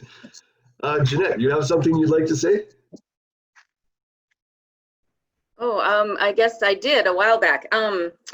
Yeah, when Shiloh first referred to knowing more of the Hebrew and the Jewish culture, and so that's I guess what spurred my comment was I've run into this many times because I was a part of a Messianic group for a few years, and you know, my contacts that I still have through there, I feel like I have to keep reminding them that it's about the Hebrew language, not the Jewish culture and tradition. If we could just focus on the language, you know, there's just so much fallacy that's been created for Messianic purposes. And even the whole false Jew thing, they're trying to own everything Hebrew and Jewish, but not the true scriptures, not the true meaning in scripture, but what the slant that they want. So we have to be really careful now that we've got that mess that's been created in the Messianic movement, because they've taken what they want, they embellish a word, or they embellish a tradition that the Jewish people did on these certain feast days, and yet it's not even in scripture. It's not, why were they doing that? It doesn't say for us to do that little routine water libel, or I can't even think of the word right now. You know, the ceremony things, like some of that stuff is just really a stretch. And anyways, my comment was just that we really need to focus on the Hebrew words. It's about the language and not tradition, not their culture as much. They're leading us to believe that they did a lot of things and that was their culture. And yet actually when you dig deeper, you find out, oh, that's just a story that, like, maybe a few of them did that, but it wasn't a biblical concept. So anyways, we still have to be really, really careful on all of this. There's so much of the movement of the false Jews that is, and the cabal, that's all a mix, and we have to be so careful. So that's all. Thank you, Jeanette. I appreciate that, because I know that you do have some experience in that, in your short stint in that Messianic background. That's spoken from experience, so I appreciate that. Sharon, you have your hand up next. Shiloh, I know exactly what you mean. People used to say the truth shall set you free. And I'm going literally from every word in the Bible now, is that if it isn't in there, what are you saying? Rapture, whatever. Okay, so it doesn't say set you free, it says make you free. That was an action done by Yahusha. And yet people that are right, some of our teachers are saying set you free. And so it takes away that Yahusha permitted this to be done, and he is the ingredient which made our salvation possible. So that was one of the things. And the other thing is, a while back, Brad Scott had given me a DVD, and on his DVD, he had a sheet inside of it, and it had modern Hebrew, and then it had the numeric numbers, and then it had Moshe's, and I tried to learn the modern, and it wouldn't work. Yeah, nah. So I said, okay, then that's man's construct. So I went back to what I call the baby pictures, Moshe's pictures, and yeah, I started learning them, but I got sidetracked, because I wasn't quite sure, is that what I'm supposed to do? So I'm back on to learning them again. But yes, each of those words have pictures have many, many words, and that fit what you're reading. You can find the right word that fits in there anyway. The other thing is that I had learned, I don't know if anybody else had seen this, but an archaeologist had cracked through the Egyptian writings, and underneath was Hebrew writings. So the language has been that's where they did get it from, was the Hebrews. Anyway, just thought I'd put that out there. Yeah. Thank you, Sharon. I appreciate that. All these comments, they all help out. We got some few hands up here, so I got to get to Catherine. Kathleen? Catherine? No. Shabbat shalom, my people. Hi, Catherine. Hi. Praise Yahuwah. Brother Shiloh, you did a good job. Very well done.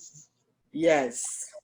And I would just want to show him, if is this one that you was talking about, the book, the Ancient Lexicon, the Ancient Hebrew Lexicon of the Bible. Is it the one that he was talking about? So that's the lexicon to it. The lexicon is a really good accompaniment to, but there is the ancient Hebrew where it says learn the ancient Hebrew. It looks very much like it's same color and everything, but it says learn ancient Hebrew instead. Oh, okay. Yeah. Okay, good job. And we will continue to learn. I didn't know anything.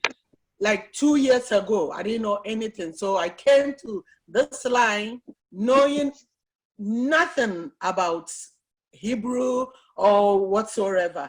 But now, through the help and the teachings I'm getting here, I know one day My people in Ghana, they will hear that all that they're doing there is what? We've been fooled. As Revelation 9:12 says, the whole world will be deceived. We've been deceived big time. But now we're starting to hear the truth and know what we will say out there when we go. So Yahweh, blessings upon you all. Hallelujah. Hallelujah, hallelujah. And we'll be coming to help you over there. Love it, love it. Thank you, Catherine. Appreciate that. Kathleen, I do see your hand up, but I need to get to Sally first. She was before you.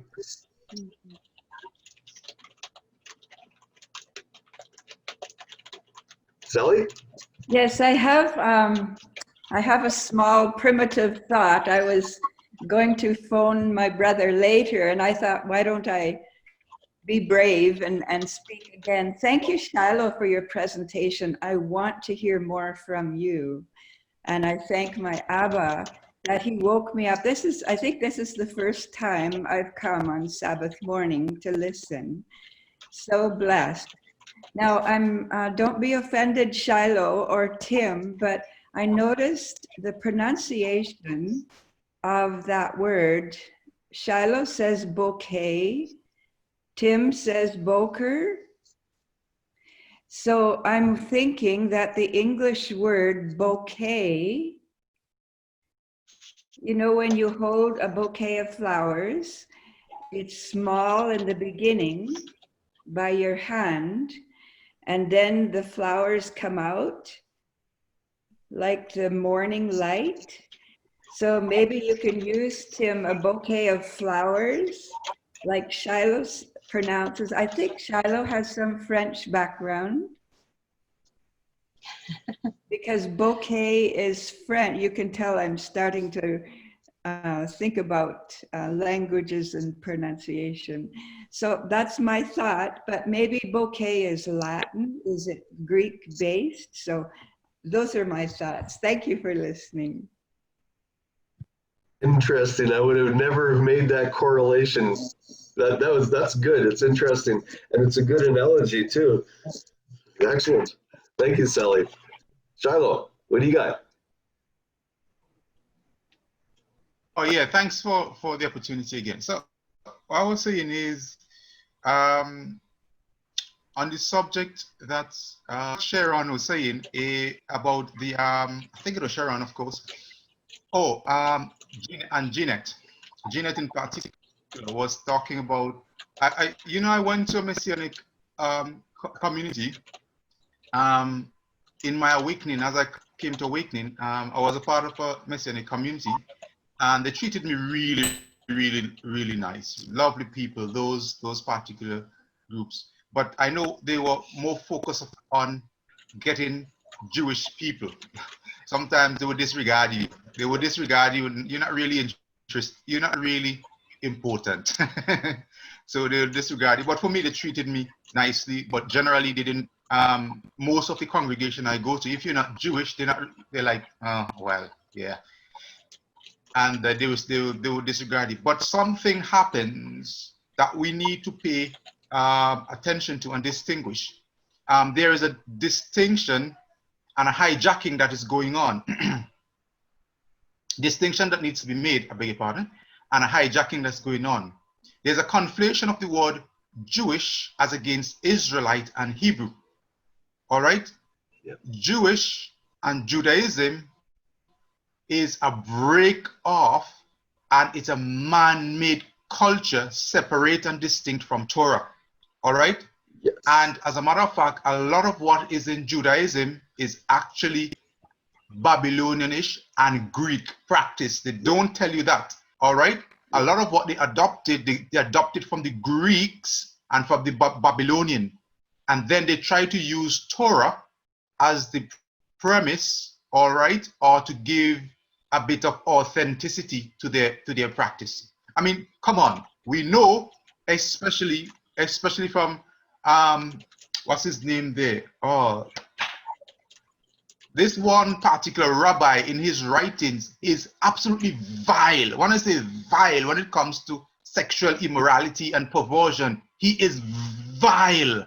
All right, and that is a respected text. If I remember his name again, I'll tell you. Not Rambam. Rambam have some problematic things too, but they talk about Jewish culture. They talk about Jewish food, and when you really look at it, what they're really talking about is in many cases. Let us say they talk about Jewish dress, like that dress code. You know that dress code with they have the kippur and so forth.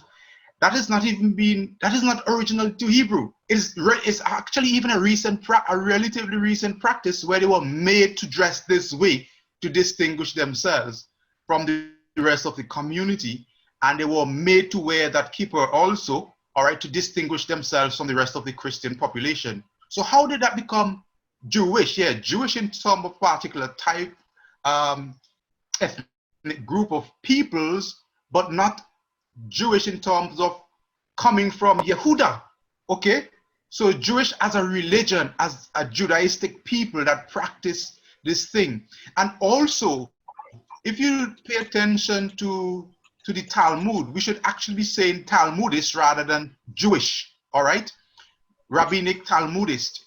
Because when you pay attention to the Talmud, much of what is in Talmud, including the Mishnah and the what's not, right? Much of what is in it are speculation. Some of it are so outrageous. Nehemiah Gordon did a presentation, and one of them, he prayed to our Father, where he talked about the rabbi have this view that they even have certain authority that God doesn't have, right? Which is ridiculous, right?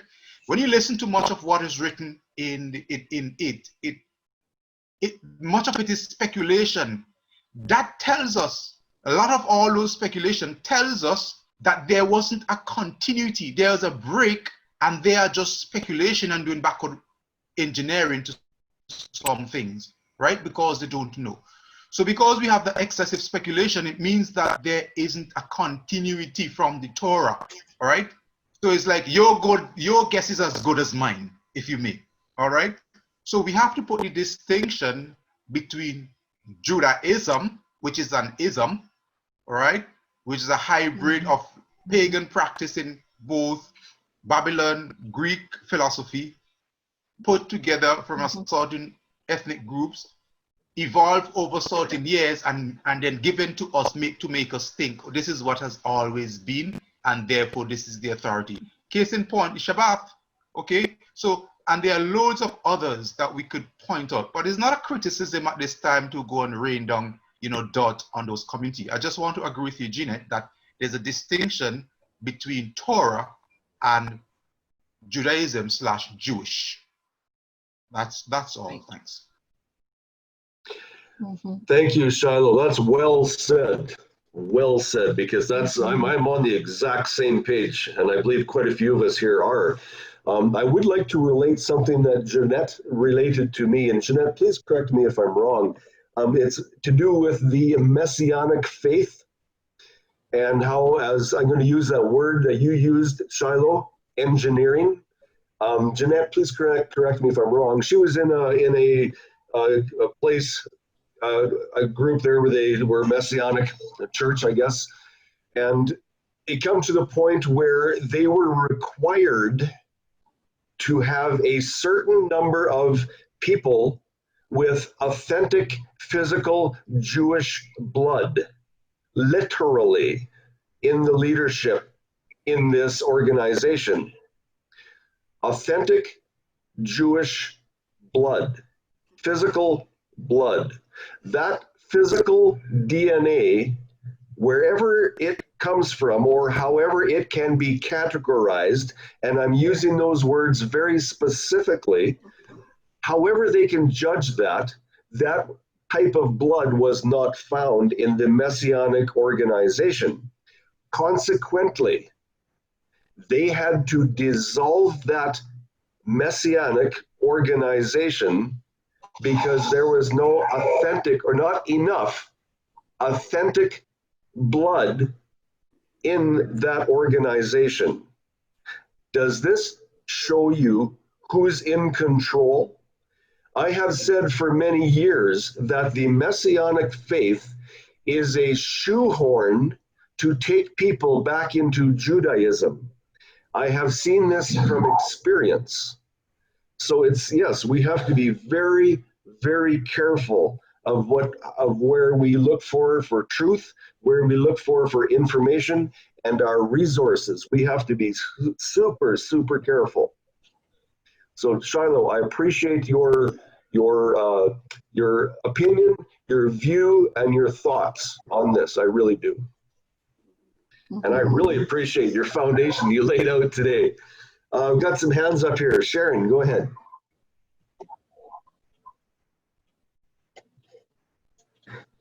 Thank you, Shiloh, because I've been noticing that is greatly appearing among people as they're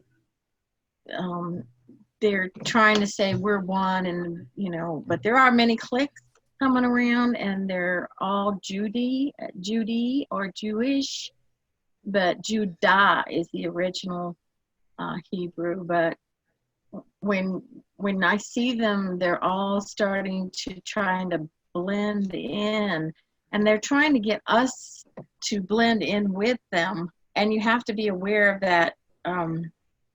Be aware of what you're talking about. I mean, really, because this is where that one new order religion is coming, and that's what they're trying to do now.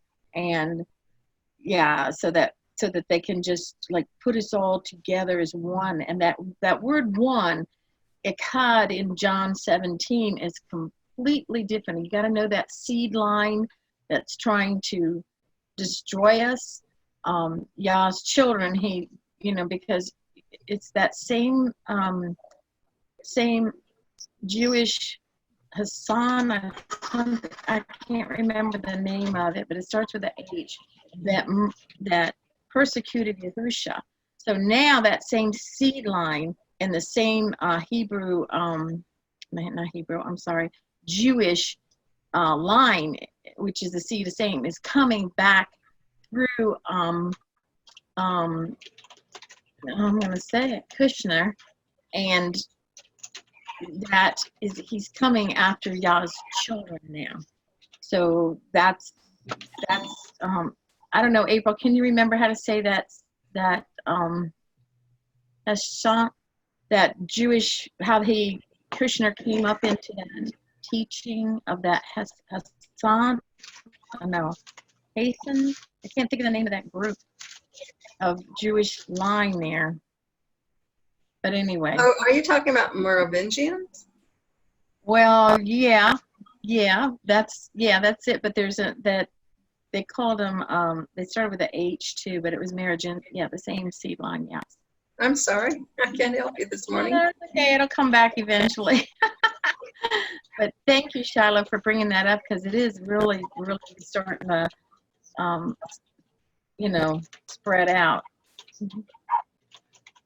Thank you. Yeah, there's an awful lot of interesting things we have to consider very, very carefully. Thank you, Sharon. I appreciate that. And I appreciate that everybody has, everybody's looking in their different windows that they have in their life and bringing it to us, because, we're not able to see everything. And so all these little things that everybody is searching and bringing to the table, these little details are quite important. So we thank you for that.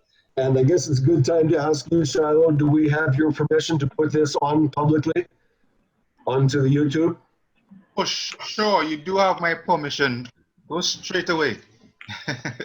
Thank you very much. Very, very much.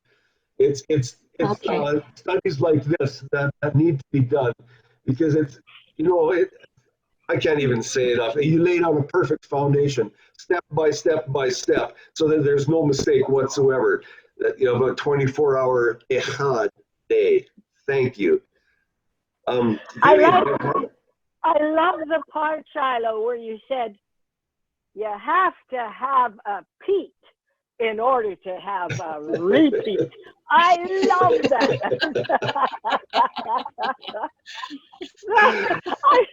I was just sitting here.